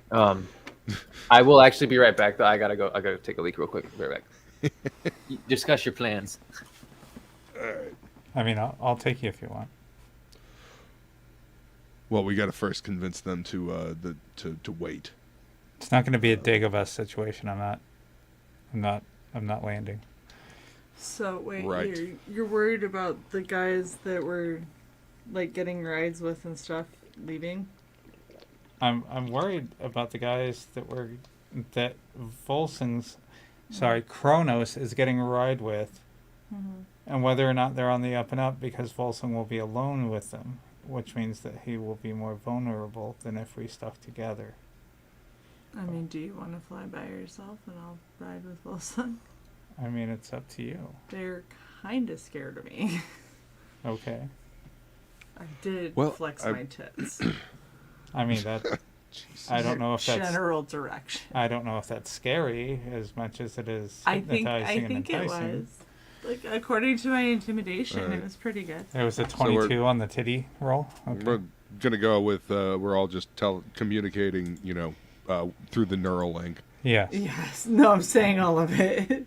Yeah. Like, directly in front of them while making eye contact. Right. I think Bach here is definitely one of the good ones. I don't think we have to worry. I don't think I have to worry about anything from him.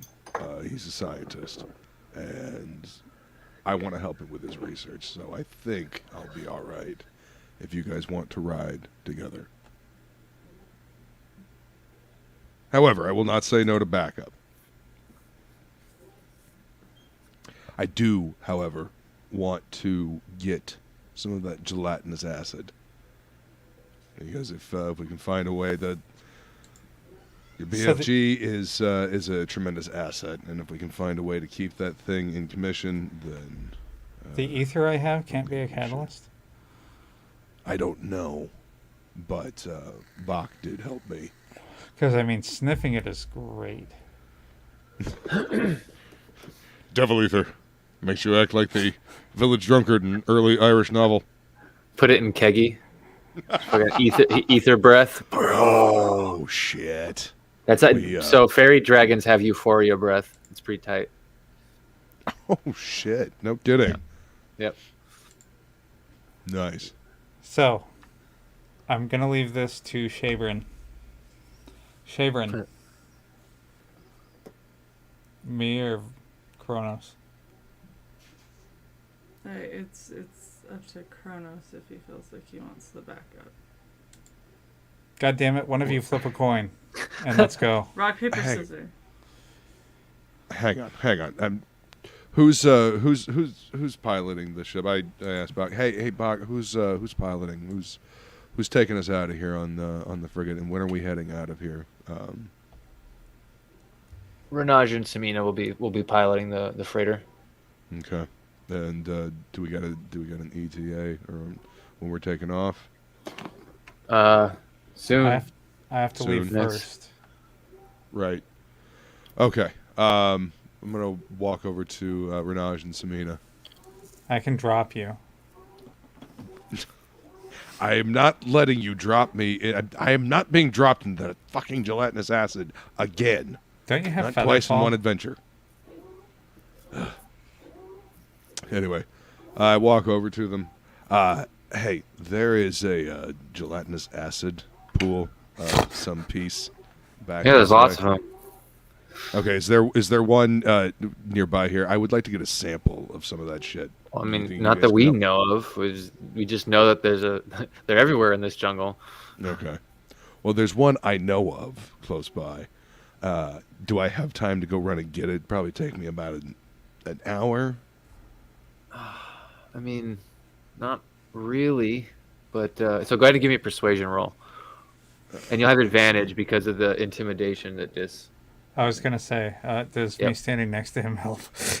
Just What about me the standing next to him? just the pure intimidation that you had check alone, even if you weren't here, would have worked. All right. So persuasion. It was really good check. It was 31. It's better than impossible or improbable. I mean, So first one. So advantage means I get to roll two of them. twice and take the higher. Twice. Yeah. Okay. So first one was 18. First one was 18, and the second one was 19. I'll take the 19. Nice. So yeah. What's the plus? 12 plus 7. I have a plus 7 persuasion. I also have a plus 7 to intimidation. 12.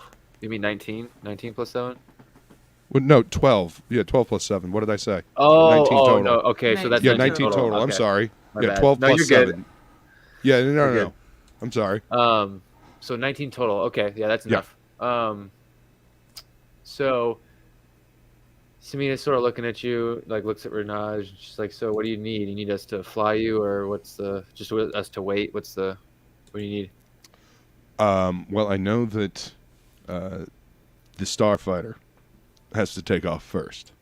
So, if Well, we can only really fly the starfighter if we're flying you to anywhere, because once we take off on our ship, it's going to get pinged, and they're going to send scouts to come investigate us. And if we can't get out in a chase, we're going to have to let them board in deception. Okay. If we kill them, we're going to have a whole fleet on our ass, and we can't have that.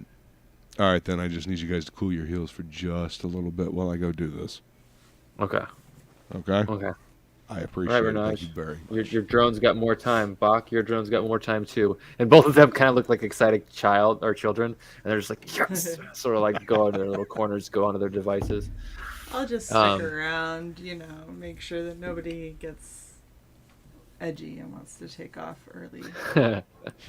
Just go sit on the docking bay of their ship. Yes. Oh, dang. One sec.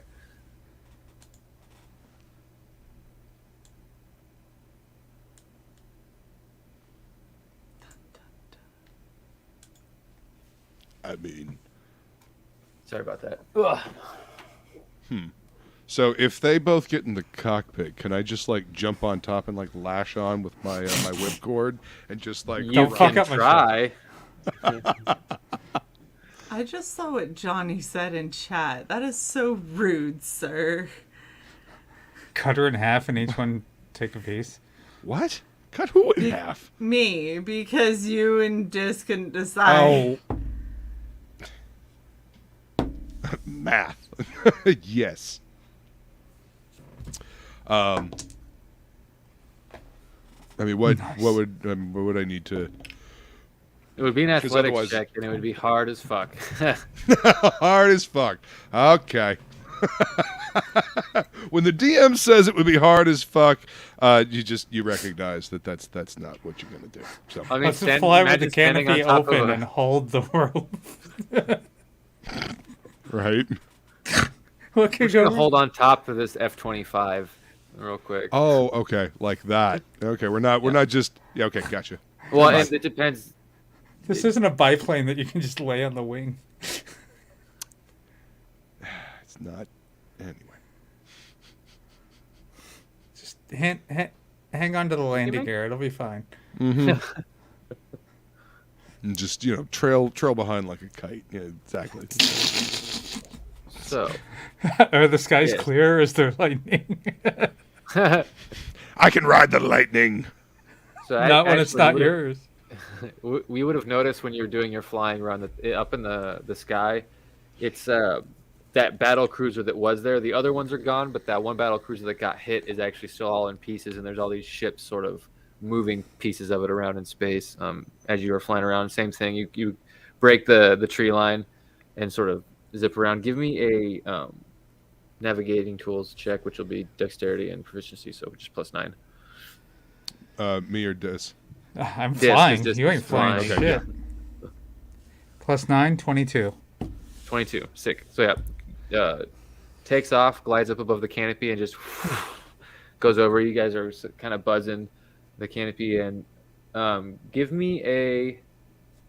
This would be navigating the terrain with your eyes. So, let's say perception checks would work for this. Survival would work too, but you guys have better perception, so. Yeah.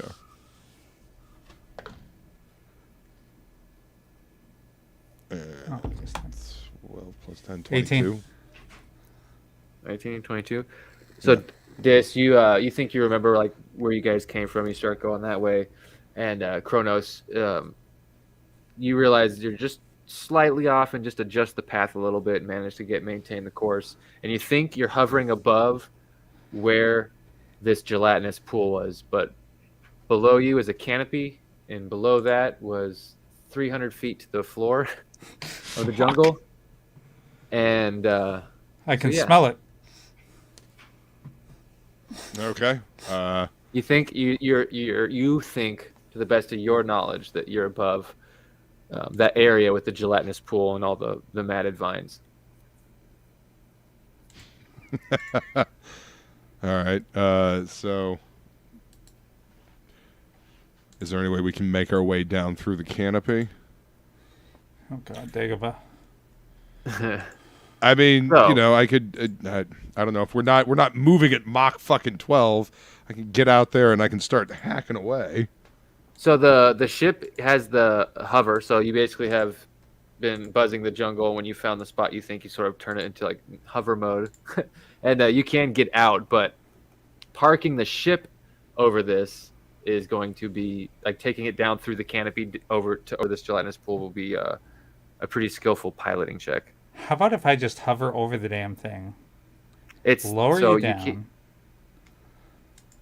How many feet? 300. Underneath the canopy. So once you get through the thick canopy, it's 300 feet down to the floor, just like when you Okay. guys first landed here. Can't you thin the canopy a little, Spellboy? Or are you gonna drop him and do featherfall? Well, I was Jump out, figuring let me if he just- could burn away some of the canopy a little bit. I do have this handy rope. Let's see. I could just dangle him like a piece of bait on the end of a fishing I line. mean, the only thing I got is that I could do. I mean, I could send a lightning bolt down there, but Is that all you know? Oh my god. I mean, listen, Okay. like that's what I got. I don't have fire. Shatter. Oh, but it's only 10 feet. It's a 10-foot cube. The ship's huge. The ship's 15 by 15. Oh, okay. All right then. I'll cast Shatter underneath us then.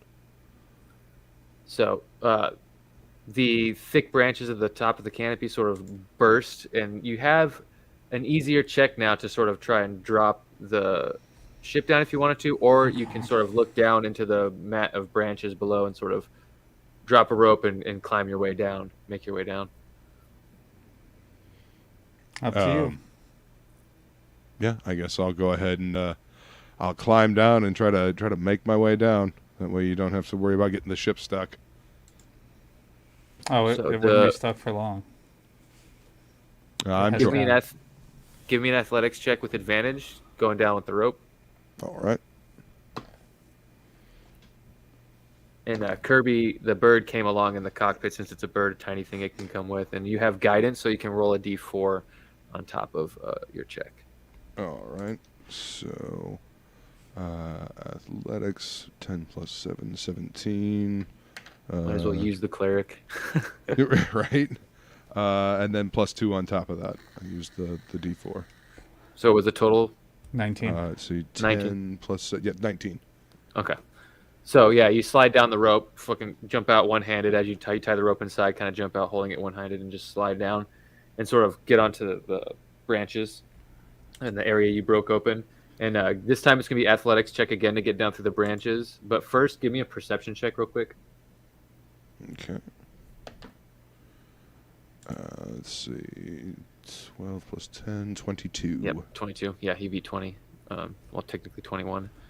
Match 21. But so as you're going through, you manage to navigate the mats of assassin vines that seem to still be living. But now you need to make the athletics check without advantage. You still have guidance because Kirby's still there. So you still get the D4, but now you're going down with just a single roll. Okay. And no disadvantage because you saw the vines. Okay. All right, so... This is all for your ammo. Thanks. see, 17. 17. Okay. Yeah. So you start making your way down. There's a moment where you sort of leap down onto a thick branch that you think can hold you, and it sort of cracks and snaps, and you sort of fall off that, but manage to grab and hit like midsection over another branch and sort of catch yourself, and you're sort of dangling above the gelatinous pool, and you can see over. There you are, you fucker. Oh, A section a ways away is the area that has sort of was disintegrated by Brynn's gun, but you're actually a little ways away. Below you is still the same gelatinous substance. It's just a different section of it, but this part with much less vines. But you're like dangling 30 feet above the middle of the pool. How exactly would you like to go about collecting some? 30 feet. Huh? All right.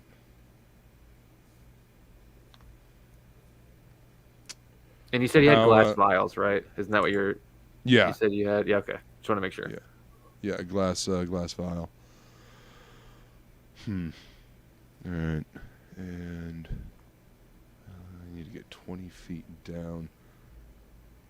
Need to find a way to get 20 feet closer. How far away is the shore? 5, 10, 15, 20, 25. About 30 feet.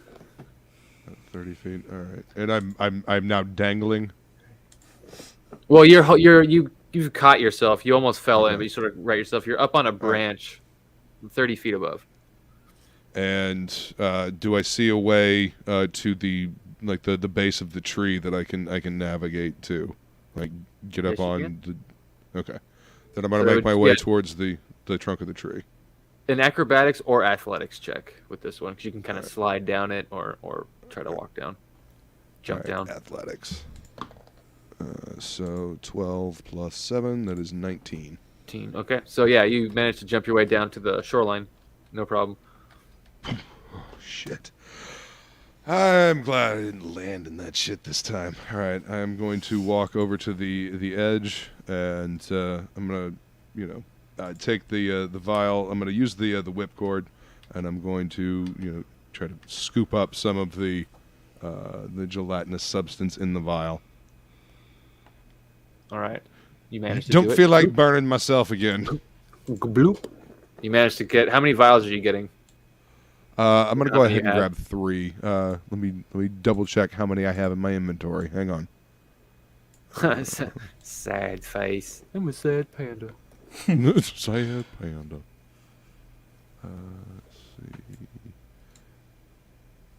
Flask. Here, Luke, I'll do you a solid.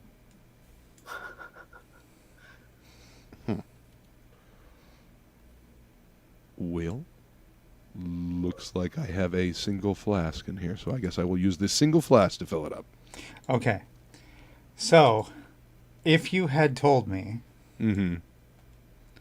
and it's up to Woodrow, Well, I mean, you tossed me one at one point. I Yeah, at have some point you asked them for the ones that they had, and if they had kept them. So I think you should have 3. Okay. Well, I had 3 that were empty. So it's up to you Woodrow, it's up to you if I gave those to him. I'll let you retcon that because since you guys did know you were coming to specifically collect this, so it's not like, that wouldn't have come up. I'll allow that. Yeah, that's. So you'd have I'll 6 allow total it. then. So I have 6 total. Okay. Yeah. Then I will fill 3 of them up with gelatinous acid. Okay, so I'm gonna put the holy water flask at 3, and then I'm gonna make another, just basically copy it and. Oh, okay. You gonna go ahead and Rename take it. care of that? Yeah, dude, I'm gonna make a Okay. custom item, so I'm just gonna do it real quick. Okay. All right. Cool. Then I will leave that alone. Custom item. I give you a 3rd leg, Luke. I see that. Thank you. Very You're welcome. accurate.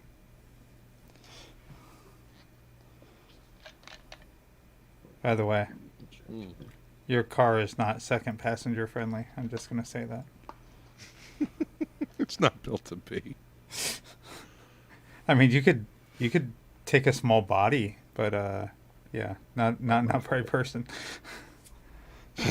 And then, so you're successful. How would you like to get back up? So I'm on the shoreline where I still see my path that I cut in the canopy? You could see up into the trees and sort of the little beaming light that sort of fades down near the area since you opened it up. All right, You well, then know I where you will- came from, so with Dimension Door, since you mentally know, you can just go there. That's the one spell where you don't have to. The one teleport spell, besides teleport and like teleportation circle, where you don't have to actually see physically where you're going. Powerful teleportation magic's dope. The lower levels, you got to see where you're going. Right. I'm so glad my 500 foot I don't have to see. Dimension Door, basically, yeah. Let's see. Yeah. And that's how it worked in the last one. I think it was working as long as there was darkness or whatever.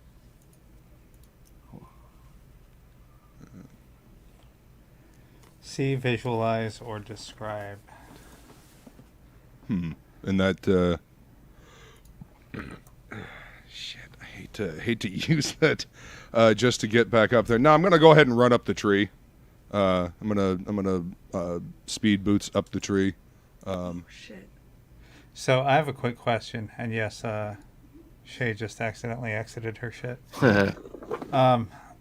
Not that we can't still hear her. Sorry. You're good. Does the thing have an autopilot to hover?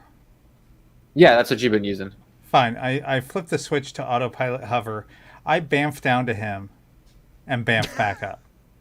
But that would use 2 charges, right? No, you said that it doesn't use charges. No. Okay, so the bamfing Dimension Door is what uses the charges. The blur is passive, and the shadow step is infinite. That's what the charges are. The charges are for the teleportation. I was talking about the blur ability. Okay, Fix us. fix us. Do you see? Well, you're not logged in as a fucking... There, There's one there, down. it's fixed. Thank you. It's fixed. Okay, get up on your own. That's what I was going to do.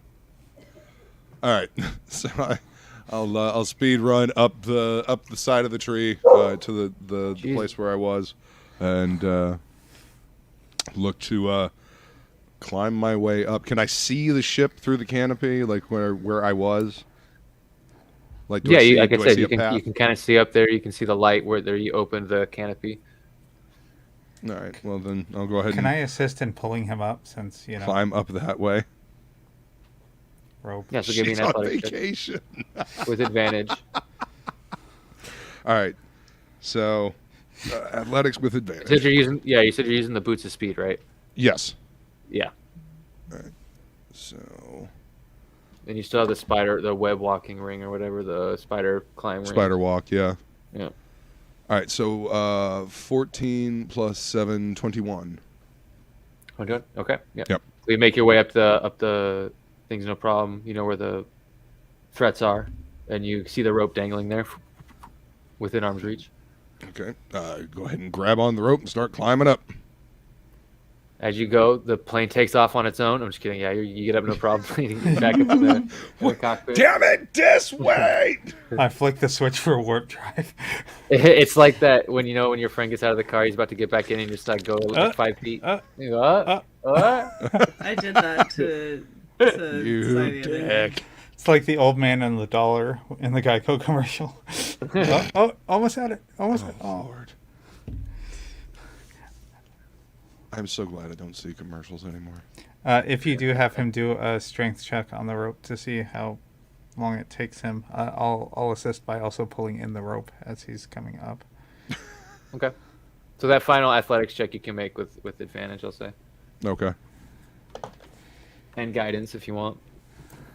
I guess Yes, you can. I guess Kirby will give it to you. I guess. Apathetic Kirby. Computer All right, says 10 no. plus 7 is 17. 17. And then plus T4. plus another 2. Wow, really apathetic 19. Kirby. You really like. Yeah. Meh. Meh. Whatever.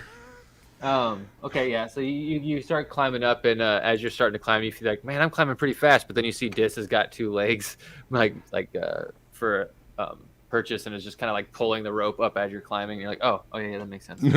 Well, that's good. All right. Thank you. It's a good thing elves don't sweat. That's all I'm saying. They I do did in not this know universe. that. Oh Learn my something God. new every day. No. No, they don't. My elf manatee. But yeah, you guys go, no problem. Flying back is no problem. You guys staying below the radar. We're told to stay below the radar. Yeah, get back within the hour, and everyone's ready to go in terms of the people that are on the ground. Cesaria is sort of down in the grove, kind of looking up through the hole in the canopy that she's sort of formed with her druidic powers, just kind of like watching the starship come in and hover up there and land and all that. I think we've decided Brynn is going with Volsung to look intimidating. Okay. And I'll just solo my ship. Okay. I do, however, put an astromech droid behind me and don an orange suit. So you're like, I'm taking Keggy, and Keggy sits co-pilot. But Kegi will sit on its end so that it's at least round in the body. And it has to beep. That's more like the Roadrunner, but whatever. That was much more like Roadrunner, yes. Can you... Can There you go. Kegi just say gonk a lot? Gonk. Kegi is not a gonk droid. Kegi is awesome. The best droids were like I can't remember. I think they were DUM, the dumb droids, the ones that were like from the prequels that just like popped up. I fucking love those guys. Little pod racer droids. Oh, those little idiots that the one that Yeah. jumped in the engine. Yeah, those guys are fucking awesome. And then the rest of them cheered when it shot out Yeah. the other end of the exploding engine. Yay! Hey, no one liked Steve. He's an asshole. He is.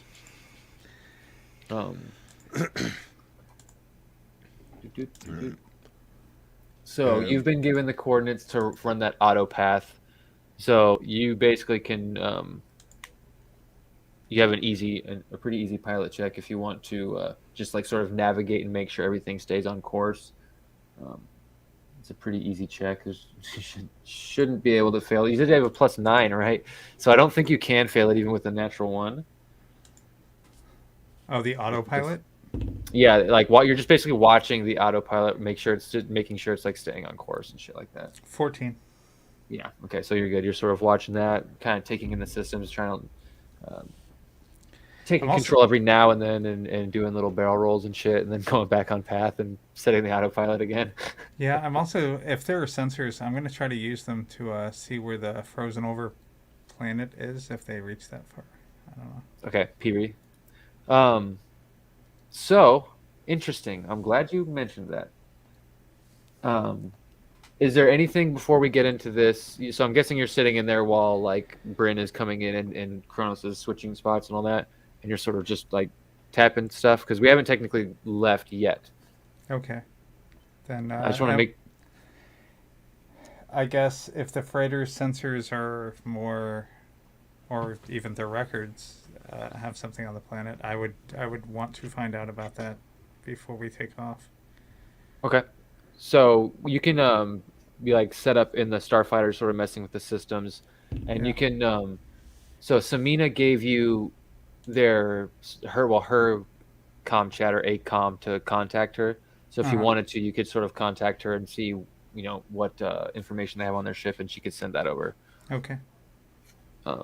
And basically, yeah, you get similar thing of the solar system that you got in the temple, except it's updated. And Piri is no longer in the solar system. It was bombarded and destroyed pretty early in Zorg's conquest. The pieces of Piri have basically become part of the outer asteroid rim that encircles the solar system. That makes it almost impossible to navigate outside of the system. Lovely. So it's scattered in there. And so it would basically take research to figure out exactly where the pieces of the planet are, and then you'd have to search those pieces to find the temple. Remember that nice chilly planet we were going to try to get the artifact from? Yeah. This is via implant to my compatriots. So it's that cloud of dust over there now? Well, that's helpful. Yes. Are you wanting to go investigate? I mean, after we get to their base, probably, because Okay. I mean, I don't really think we should. Yeah. Once we have your ship back together, at least to, or even take the starfighter. Once we have some means of getting there, I don't think not availing ourselves of the thing that would give us a chance would be. Oh, I completely agree. Markets locations, and we'll hit it back. It'll definitely be a lot easier when we were a bit more mobile. Yep. So other than that, I'm ready to go. Brynn's staying with you. And yeah, I don't think I need anything else other than where we're going. So I guess I'll go. Yep. So this starfighter rises, takes off, leaves the freighter there, and Samina basically turns to you guys and is basically, so yeah, we'll leave in about 15 minutes. So say your goodbyes and see you on the ship. She sort of walks up the bay. Say goodbyes to what? I'm gonna walk over to Cesaria and say byes to her and check on the sap. I know that she said that she needed a couple hours, so I think she's probably still working on it. So No, that was before your rest. So yeah, so they would have been done 2 hours into your rest. So as you go to say your goodbyes, she sort of hands you the satchel of the 3 potions and says, like, so the good thing about the sap is it actually increases or decreases the time that it actually takes to make an effective potion this strong. Other ingredients take longer, so you're lucky you found this and that I was here to craft it for you. But you know how to do this now, so if those little friends of yours, and she sort of points to one of the ants that's on your shoulder, so if those little friends of yours figure out how to grow this, and she gives you some seeds, and she basically says like this, you'll want to get this growing. It's a specific kind of tree. It can grow to any size. It can be small. It can be large. Find a place to put it, and these guys can slowly remove its contents to create this sap along with their saliva. And so it gives it the unique hallucinogen properties. The tree itself is healing, but the only way to get it is through them. Ah. It'll take a while, though. These trees grow slow. That's all right. I've got a place to plant them, and I think it'll work well with these little guys. Well, those seeds are blessed, so they'll grow almost anywhere you put them, as long as there's soil.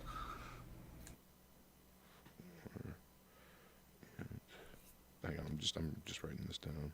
Yep.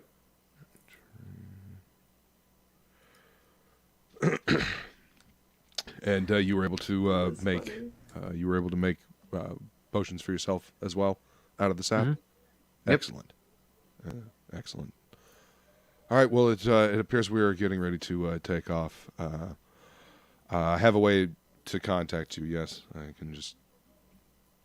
How do I contact you? I guess is my main question. She says, "Well, you could call me on this," and sort of like points to the back of her neck. She seems like to have a chip similar to you, right? Or the old-fashioned way. She sort of gives you a sending stone. That'll basically cast a sending spell. So you have a magical way to contact her, and a mechanical way. So it depends on where you are at and how you want to use it. I started mimicking things, and then I got "call me maybe" stuck in my head. You can what I was mouthing was, "You can call me on my cell phone." On my sending stone. It's some gay rap song. Before I leave, I hug Brynn and I make sure that the paint on the back of her armor that she doesn't know about is clearly legible as a warning. Yep, it is. It seems to have stayed. Then I will I'll touch base and see if you've found anything else. We really do need to find that gravitron. That's the only thing that's going to get my ship flying again. No, I'm still on it, and I'll let you know when I find more information on it. I appreciate it. Thank you very much. And I guess we're going to take off. So you be safe, and I will contact soon. Okay. Have a good trip, and be safe out there. This place is unique, so it certainly is. Pay attention to your surroundings. And she sort of grabs your hand and pulls your forehead in close and gives you a kiss, like when she did casting foresight. This time she doesn't have a 9th level spell to cast. Right. No foresight this time. Just be safe. Yeah. Yeah. Thank you. And I turn around, walk towards the rest of the group. So you get up on the freighter with everyone else. Brynn and you are shown a little quarters area. It's actually relatively comfy.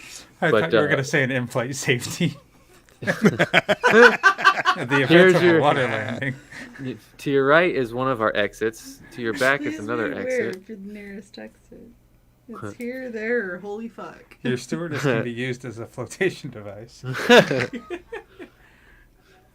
But you're shown your quarters, and you're also shown the smuggling holds, so that if anything comes over the comms to hide, you guys can hide.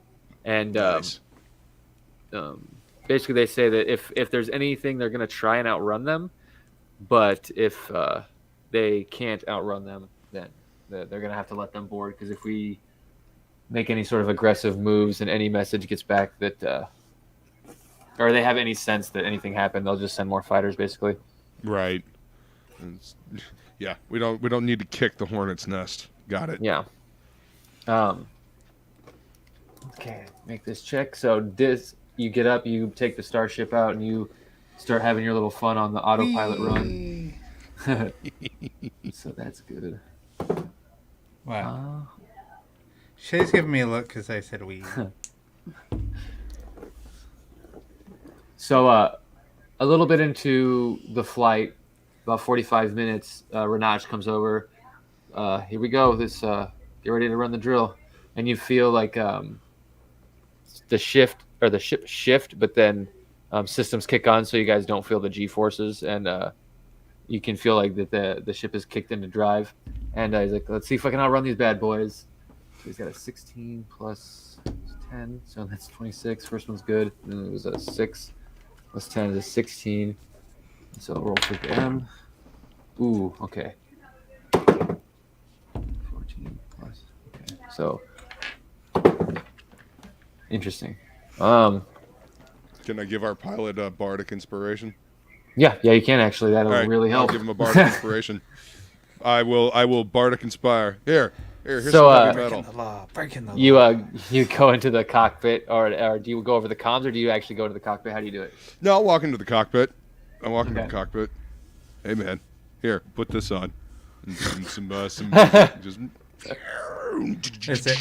Is it magic carpet, right? Fuck, yes. Okay, so I rolled a 7, and he rolled a 16 on his die. On the die, they rolled a 19 and a 17, but they have the 10. He has a 10, so that puts him above both of them with the 7 on the 8 and the D8.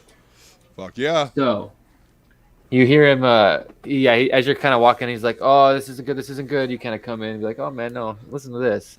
He's just like, dun, dun, dun, dun, starts like tapping his foot, and then like nodding his head, and sort of kicks it into overdrive, and manages to outmaneuver the starfighters. He kind of pulls off into That's what I'm talking about. some of the debris that hasn't been collected, and is sort of floating off, and he's sort of sending a message like, "No offense, we're just off-path scavenger run. We'll be out of your hair in no time." And sort of shuts off the comms and just kind of outmaneuvers them through the debris and heads off on a path outside their scanners. And that is good. Eventually, you guys meet up with Dis, sort of parked out in space, just sort of hovering. You guys sort of use Casually. Dis would Casually. see on the sensors the freighter coming in, and then you'd get a little beam from Samina that would say like, "All right, we're approaching. Just keep us on the scanners and follow us in." And you can basically just lock on and stay behind them using the scanners to navigate, and eventually get to this cluster of asteroids, sort of on the outskirts of Thunmar, which is the giant world that has been hollowed out. It's the homeworld of the dwarves, the gnomes, and Earth Genasi, and it's mostly mechanical at this point. The only parts of the Earth that are left are basically to mine minerals from, or grow minerals on, because they basically mined the whole planet away. And you guys pass that. You can see it off in the distance, and there's this sort of large asteroid cluster that are pieces that were sent off a long time ago as they were trying to get them off their planet. And one of them has been hollowed out, and this base has been built into it. Pretty large area. And you guys come into a hangar and sort of land. It's all pretty sleek metal in this hangar. And as you guys sort of approach a pretty big door that slides open, it's about 15 foot wide. You guys walk into a hall, and you can see the hall has sort of been, the sleek metal stops, and it has been completely refurbished, and the engineering is somewhat shoddy. It looks more orcish, Volsung, since you've seen the orc smithing tools, and it seems like this place has been refurbished. Bach is sort of going over how you guys start walking through. When you start walking through that door, he's like, "This used to be an old dwarven mining facility, paid for by the elves, but we sort of took it over. It was sent off and destroyed in previous battles, but I've renovated, built an atmosphere here. There's even I see that. a hydroponics lab for our botanist. Yeah, let's give you the introductions." And he sort of pulls you guys. Samina and Renaj sort of walk off, and but Teskin and Bach stay with you, and they take you into an area that's sort of the got a big table around it. It seems almost like a operational hub, but they also eat here. It sort of also doubles as a mess hall. And you see, let's see, where is my? Oh, I have the wrong notes open. That's planets, not people. There is a fire genasi here. So there's a man in sort of what looks like old military garb sitting there, and his skin is sort of red, and he's where hair would normally be. He's got a little goatee. It's actually like flames sort of licking the skin and moving, and he's got same with his eyebrows and his hair. His eyes are sort of a human-like, but they just have a nice gold sort of orange iris about them with the black pupil. And he's sort of sitting at the table, looks up as you guys walk in. Next to him at the table is this relatively dwarfish-looking person, but they're tall and large, almost like Brynn.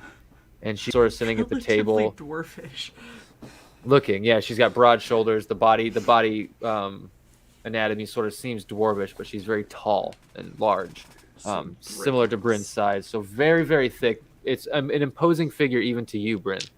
You might not be intimidated by it, but just the fact that this size is kind of like, oh, okay, I'm not the biggest person. Damn, I'll go work out with you.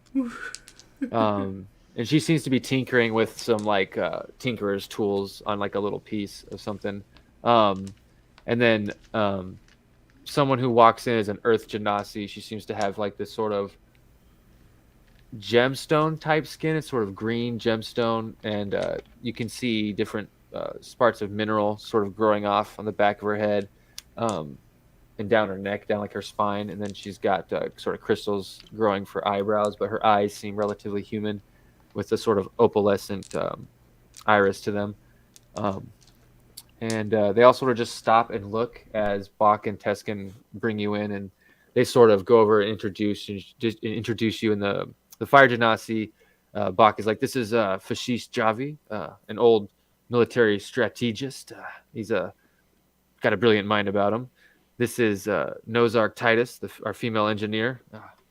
We kind of butt heads. She thinks Dwarven engineering is better than Orcish, but you can see clearly who refurbished this place. So we know. And he sort of like elbows you, Kronos, and takes you, points over to the Earth Genasi and says, "This is Gemini. She's our botanist, and she specializes in terraforming and hydroponics. She helped me build the atmosphere here." And they all sort of stare at you for a moment, and did you want to like hide yourself at all? I know you said you wanted a disguise kit, but did you want to do anything to sort of hide yourself? I know the other group had already seen you. The other people have already seen you, but I didn't know if there was... unless I told them to shut up about it, then there's no point in disguising myself. Okay, I just wanted to give you the opportunity since you had all the time in the Starfighter in case you wanted to. Yeah. I definitely appreciate it, and I could just cast a spell, but... Okay. So yeah, they sort of stop and stare, and Teskin's like, yeah, we had kind of got a weird... I guess it's not really a long story, but it is weird and complicated. So maybe I'll make some food, and you guys can get to know each other a little bit. And he sort of walks into a kitchen area, and Gemini comes and sits down. Nozark sort of cocks an eye at you, Volsung, and seems to be looking at what's on your wrist. Fashish, the fire genasi, sort of looks up and disregards you and goes back to a tablet that he's looking at. He seems to be looking at maps. And the one who mainly talks seems to be Gemini. She sort of comes over. She's like, yes, sorry for the tension. We were just in a heated debate, and we're waiting for the one in charge to give us their opinion. Would you like to meet the person who we all answer to here, or would you like to eat first and maybe collect your heads? It seems like you guys have been through a lot the way Teskin's reacting. And is it Samina and Renaj? And Bach goes, oh, yes, yeah, the twins, they're fine. Don't worry about them. They're just worried. They worry about everything, you know them. And Gemini sort of looks down and goes, yes, okay. Well, as long as they're safe and back home. What brings you all here? Well, we got shot down above that the planet down there, and still currently trying to find pieces of my ship so we can figure out where. Dear God, we've got compatriots all over the place. One just straight up missing. Another one whose body has been snatched, and pieces. Yeah, like I said. So yeah, we're kind of discombobulated at this point. So he wasn't lying when he said very complicated. yeah. No, Was lying when he said wasn't long though.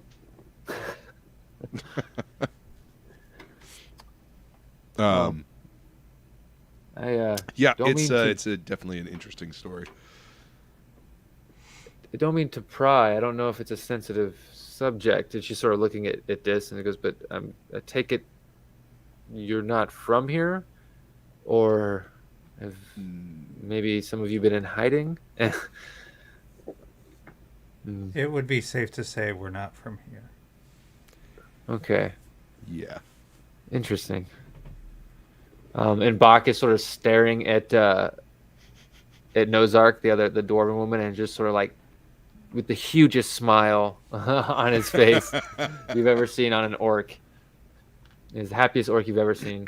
And the Nozark sort of chimes up like, we just painted a target on ourselves, and I'm guessing is like we needed more problems than we already have. And Renage sort of comes in, and he's like, well, actually, we have a little bit of pressure to let out of that one problem about, keeping this place running. Big guy over here, and he sort of points at Kronos. He gave me these coordinates. I managed to pull some stuff out of the ground, and he sort of pulls out these large nuggets of gold, and Nozark reaches over and grabs those and pulls them over. He's like, oh, yes. I'm going to get to work smelting these immediately. I can get these in for trade very fast. We can get more resources, supplies, make more contacts. Nice. You're actually useful for once, Renage. And she sort of gets up from the table and goes off somewhere, or begins to start to walk off somewhere into the base. Damn. Well, hopefully that will help mitigate some of the target. I just need to get my ship put back together, and then we can try to get out of your hair. Get your ship together. Yeah. Got to get my ship together. So, Bach kind of chimes up like, "You want to start? I mean, I can show you where we're gonna put that now, or we can get that going. Is there? You guys want to rest? I don't know exactly. I mean, my house is your house at this point.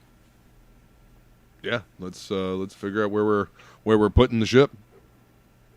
So, Kronos and Bach go off into the hangar. Basically, you just start unloading all of the pieces and the scrap that you had from your crash off into the hangar, and eventually you start. He brings you to the workshop and shows you his tools and brings them out into the hangar so you guys can start working on that. And he begins to interrogate you about like the alien tech, the seed. He starts like, you've got to explain to me how this works. So we were, and the other thing, the dimensional space, that's something I've toyed with, but I haven't gotten it to. All I've got is a small space, and he basically shows you like a bag of holding or a backpack of holding, but it works similar to your mansion. I see you're on the right track. Feel free to, I'll let him show him the thing. Feel free to scan it, see if it gives you any insight.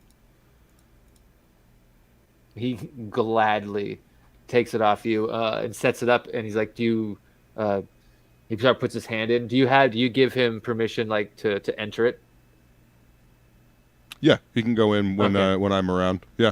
Nice. So he sort of sets it up, and you sort of open it for him, and he like kind of puts his hand in, and it goes through, and he's like, this is amazing, and steps in and starts going around. He's like, you gotta give me the tour. All right, come on in. All right, and then show him the main section. This is the main section, and what we just walked in would normally be attached to, the piloting section of my ship. But yeah, this is the rest of the ship.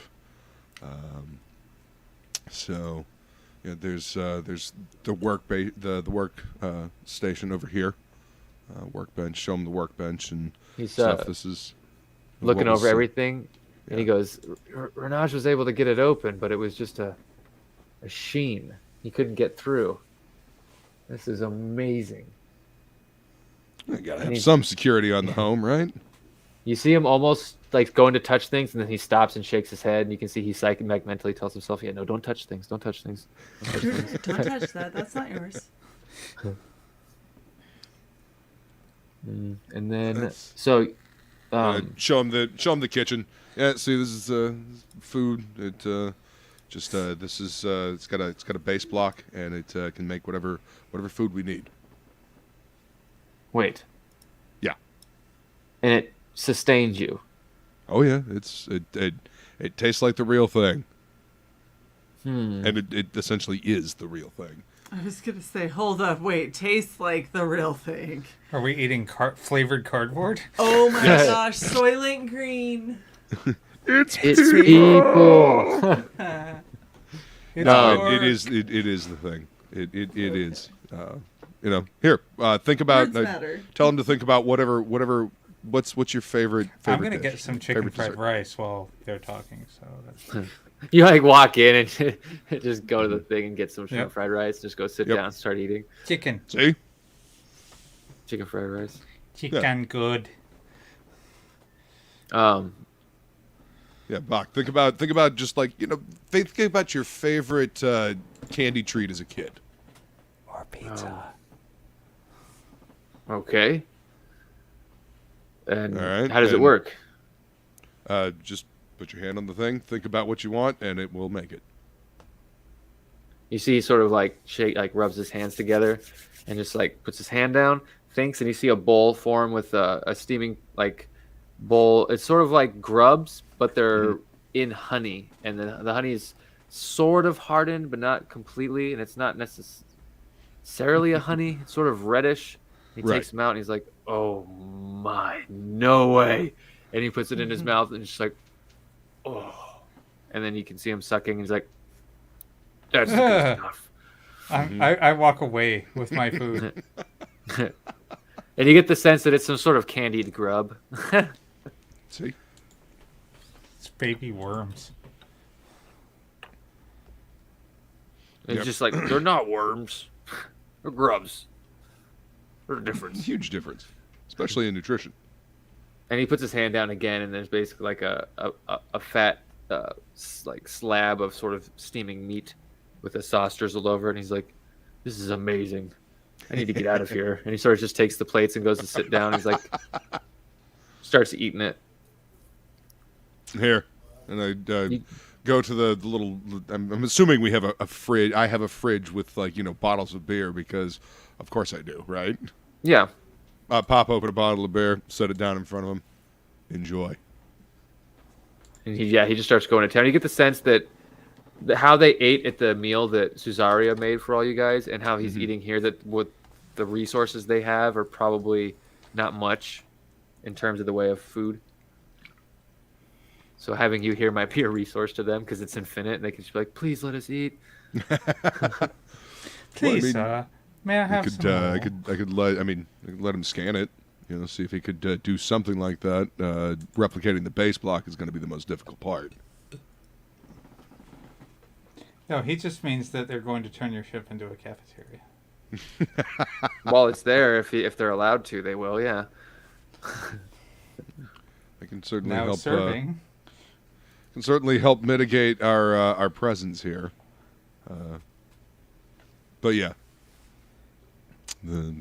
they scratch my back. I'm willing to scratch their back. And then Teskin eventually comes back with a meal that he made. I don't know if Brynn went back to the mansion or if she stayed in the room with the fire genasi and the earth genasi. But Teskin eventually comes back with food, and he's like, "Where did everybody go?" Just kind of sets it down on the table, and the fire genasi pulls it in and starts eating it, and him and the earth genasi start eating some. I was bringing. That's right. There was somebody making food. I bring Brynn back like steak. So you can't take that food out of the ship. Once you Yeah. take it out of the ship, it dematerializes. It's not Son real. of a bitch. It's What not could- real outside wait. outside of this outside of the reality of the ship. Wait, what happens to the food in my stomach? It gets turned into sustenance instantly. Instantly. Yeah, you're digesting it. It's already done. Yeah, it works the same way the spell kind of works, except it's just spell and tech. It's a mixture. Technomancy. Dun dun dun. Yep. I took the food in a bag of holding. Damn it, it didn't work. Yeah, as soon as you put it in the bag of holding, it disappears. Son I'm of gonna a figure this shit out. I announced to the base, my bag of holding is leaking. Ugh. Shut up, Ew. Brynn. Fine, no The food for leaky you. bag. My leaky sack. Oh, Lord. All right. So I'm taking a sip of my own beer, and I asked Bach, like, so what these the people we're fighting, you guys are fighting against. This has been going on forever. Is there anything that would turn the tides in you guys' favor? Like, what? I don't know. I guess that's a huge question. What are you guys' goals in the immediate? I mean, obviously survive, but So beyond that, we've been arguing about that. We all have our own idea, and some of them I are imagine more so. dumb than others. But he kind of looks at Renaj as he walks through the room. Just kidding. He doesn't really know where you guys are, but I just like Yeah. shitting on Renaj. Renaj. But he basically is like, yeah, we all have our own ideas. Some more idiotic than others. Our leader and Renaj want to run the race that they've been running because it's a very high price, but the race is very dangerous. It's not a legal race. It's gangs. It's run by gangs, and people. Part of the game is to sabotage the other gangs. It's not just a race, and they want to Right. risk all this for a fat check. But other people have other ideas. Now this That is pod check. racing. Samina, she has her eyes set on something. She hasn't really told anyone.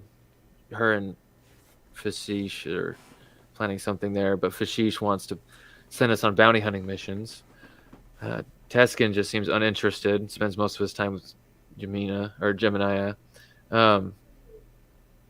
And she's kind of uninterested, and she just wants to work in her lab.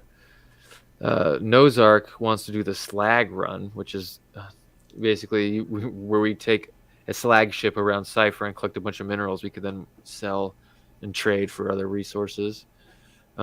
Me personally, yeah. I think we need fighters. I don't know what Samina's got planned, but she's military minded, so it might be along my lines. But there's something. My people and Teskin's people and humans people from Terrace are being transported as slave labor for something. I want to hit one of the ships if we can and get some fighters. It'll help us in whatever else they're planning.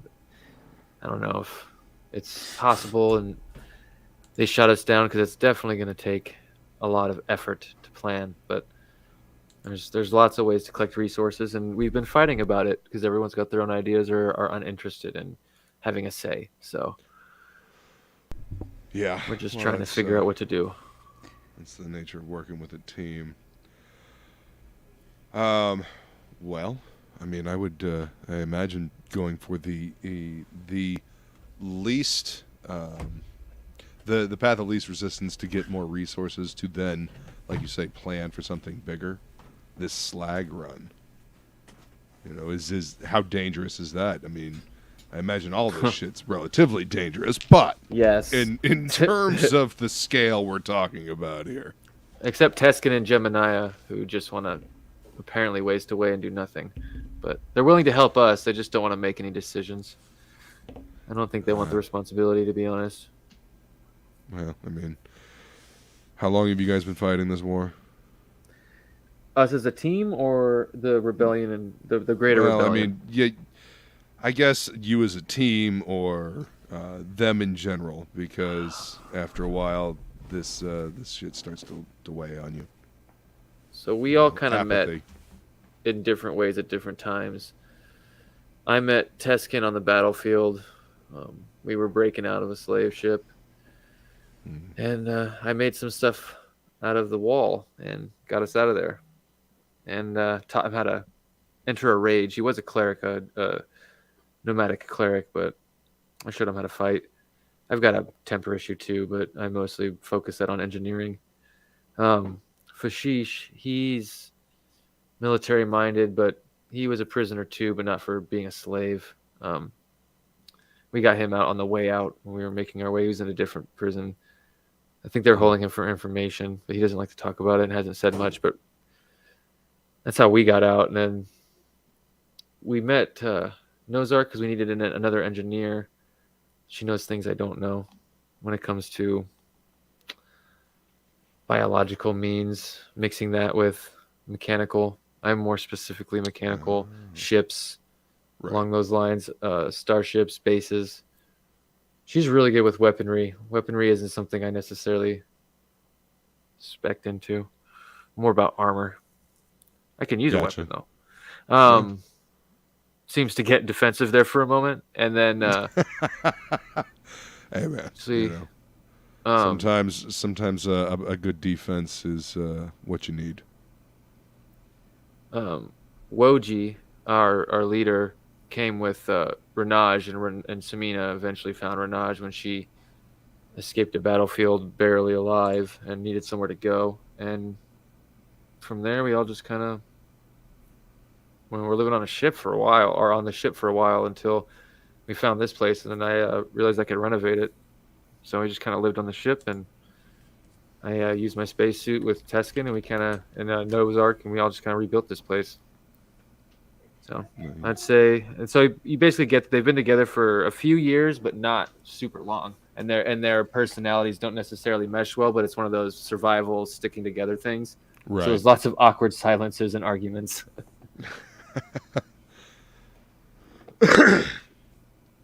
Well, so it seems like you guys have been through a lot in a short amount of time. The whole galaxy, or the whole star system has, to be honest. What do they want? Is it just domination, or is there a specific goal? They've just locked everything down. They locked everything down about 98 years ago, almost a century now. And ever since they locked it down after that war, the High Elves went to war with the Drow after breaking the treaty and just kind of killed the rest of them off and locked everything down. Now they regulate everything, and we just don't have the freedoms we once had, and everyone's being, well, Terrace, the people from Terrace, my people, were being carted off as slaves for something. We didn't make it to where they were going, but I didn't even manage to get the coordinates of where we were going off the ship. It would have been nice, but I was more worried about getting people off. Huh. Do you know where the ship came from? I mean, maybe you can Terrace. find the manifesto. We launched up from Terrace. Right. I mean, this was a while ago. Ever find a manifest or ever research a manifest where they were shipping people off to? The technical side, unlocking that data, is not necessarily my strong suit. We don't really have a data technician with us. I've tried. Nozark doesn't know anything about it at all, so she was no help, and does a little venom there. But you get the sense that he's more of a it's more hardware. The software stuff he knows is probably just to get the hardware to work, and not necessarily like hacking and breaking systems and breaking decryptions, all that kind of sort of stuff. Sure. Okay, well, we need to find we need to find somebody that knows how to do that then. So this what was the planet Eris, is that what it is? Terrace. Yeah. Terrace. Well, I mean, is that the planet where we think Kirby's body has been taken?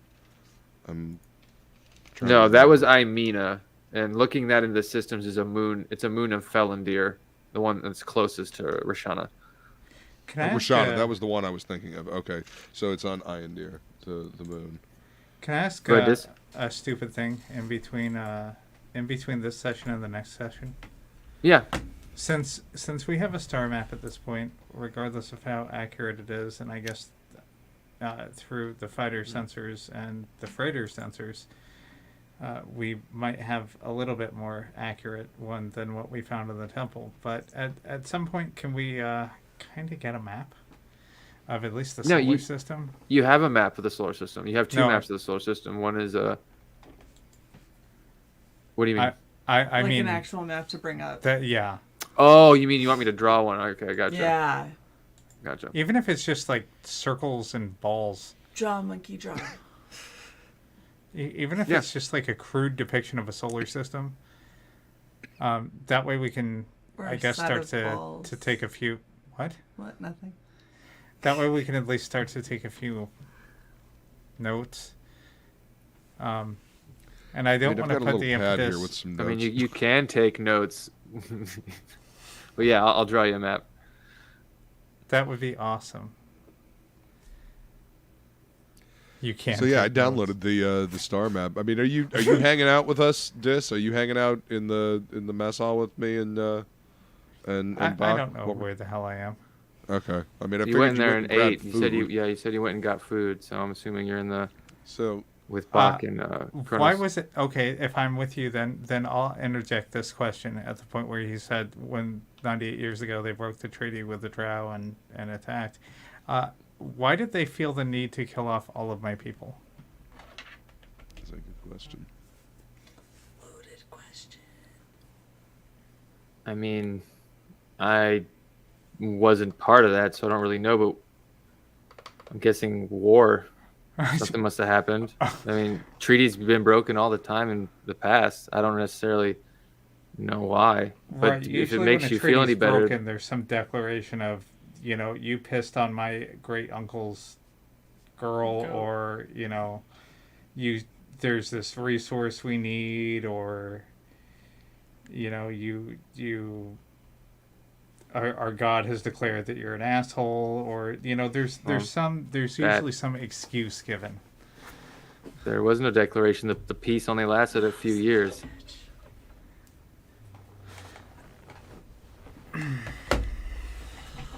What do you know about an artifact that the general of my people used to help wage war against the assholes? You have to be way more specific. A than red that. An eye. artifact. A red eye. I mean, there's myth of a red-eyed drow, but I'm not aware of any artifact. Did this red-eyed drow have a temple on whatever the name of that fucking place is? I'm sure The there's frozen planet. I mean, not that I'm aware of.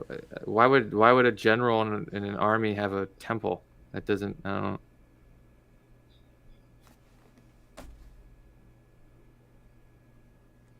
Cause he's special.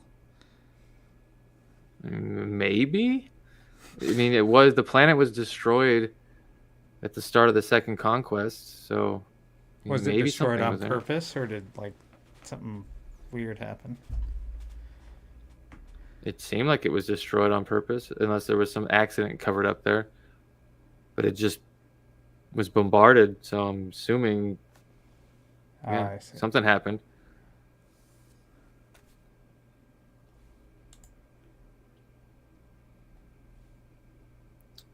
Yeah.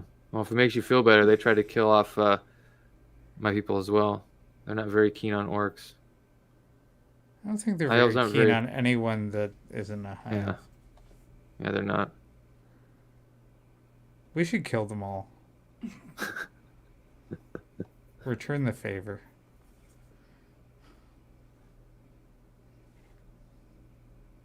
Let's see. 9:20. Is there anything else anyone wants to do before they lose train of thought? Because we can call it right here.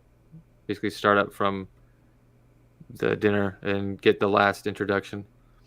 Sure. That's I think calling it's probably good. Mucho sleepo. All right, so yeah, then we'll go ahead and call it here with you guys in the ship and continue here next week. Awesome.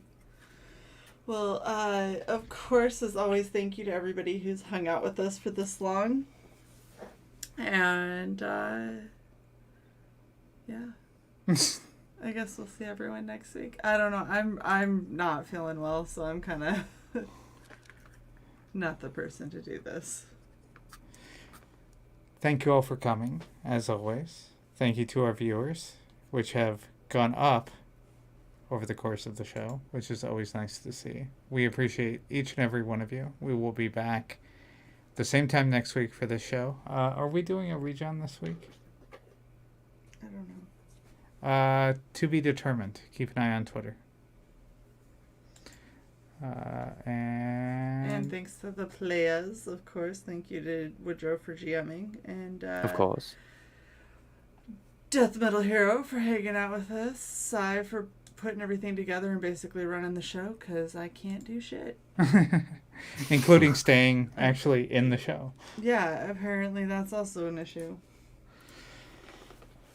All right. So on behalf of all of us, thanks for coming, and we will see you next time. Later. Bye.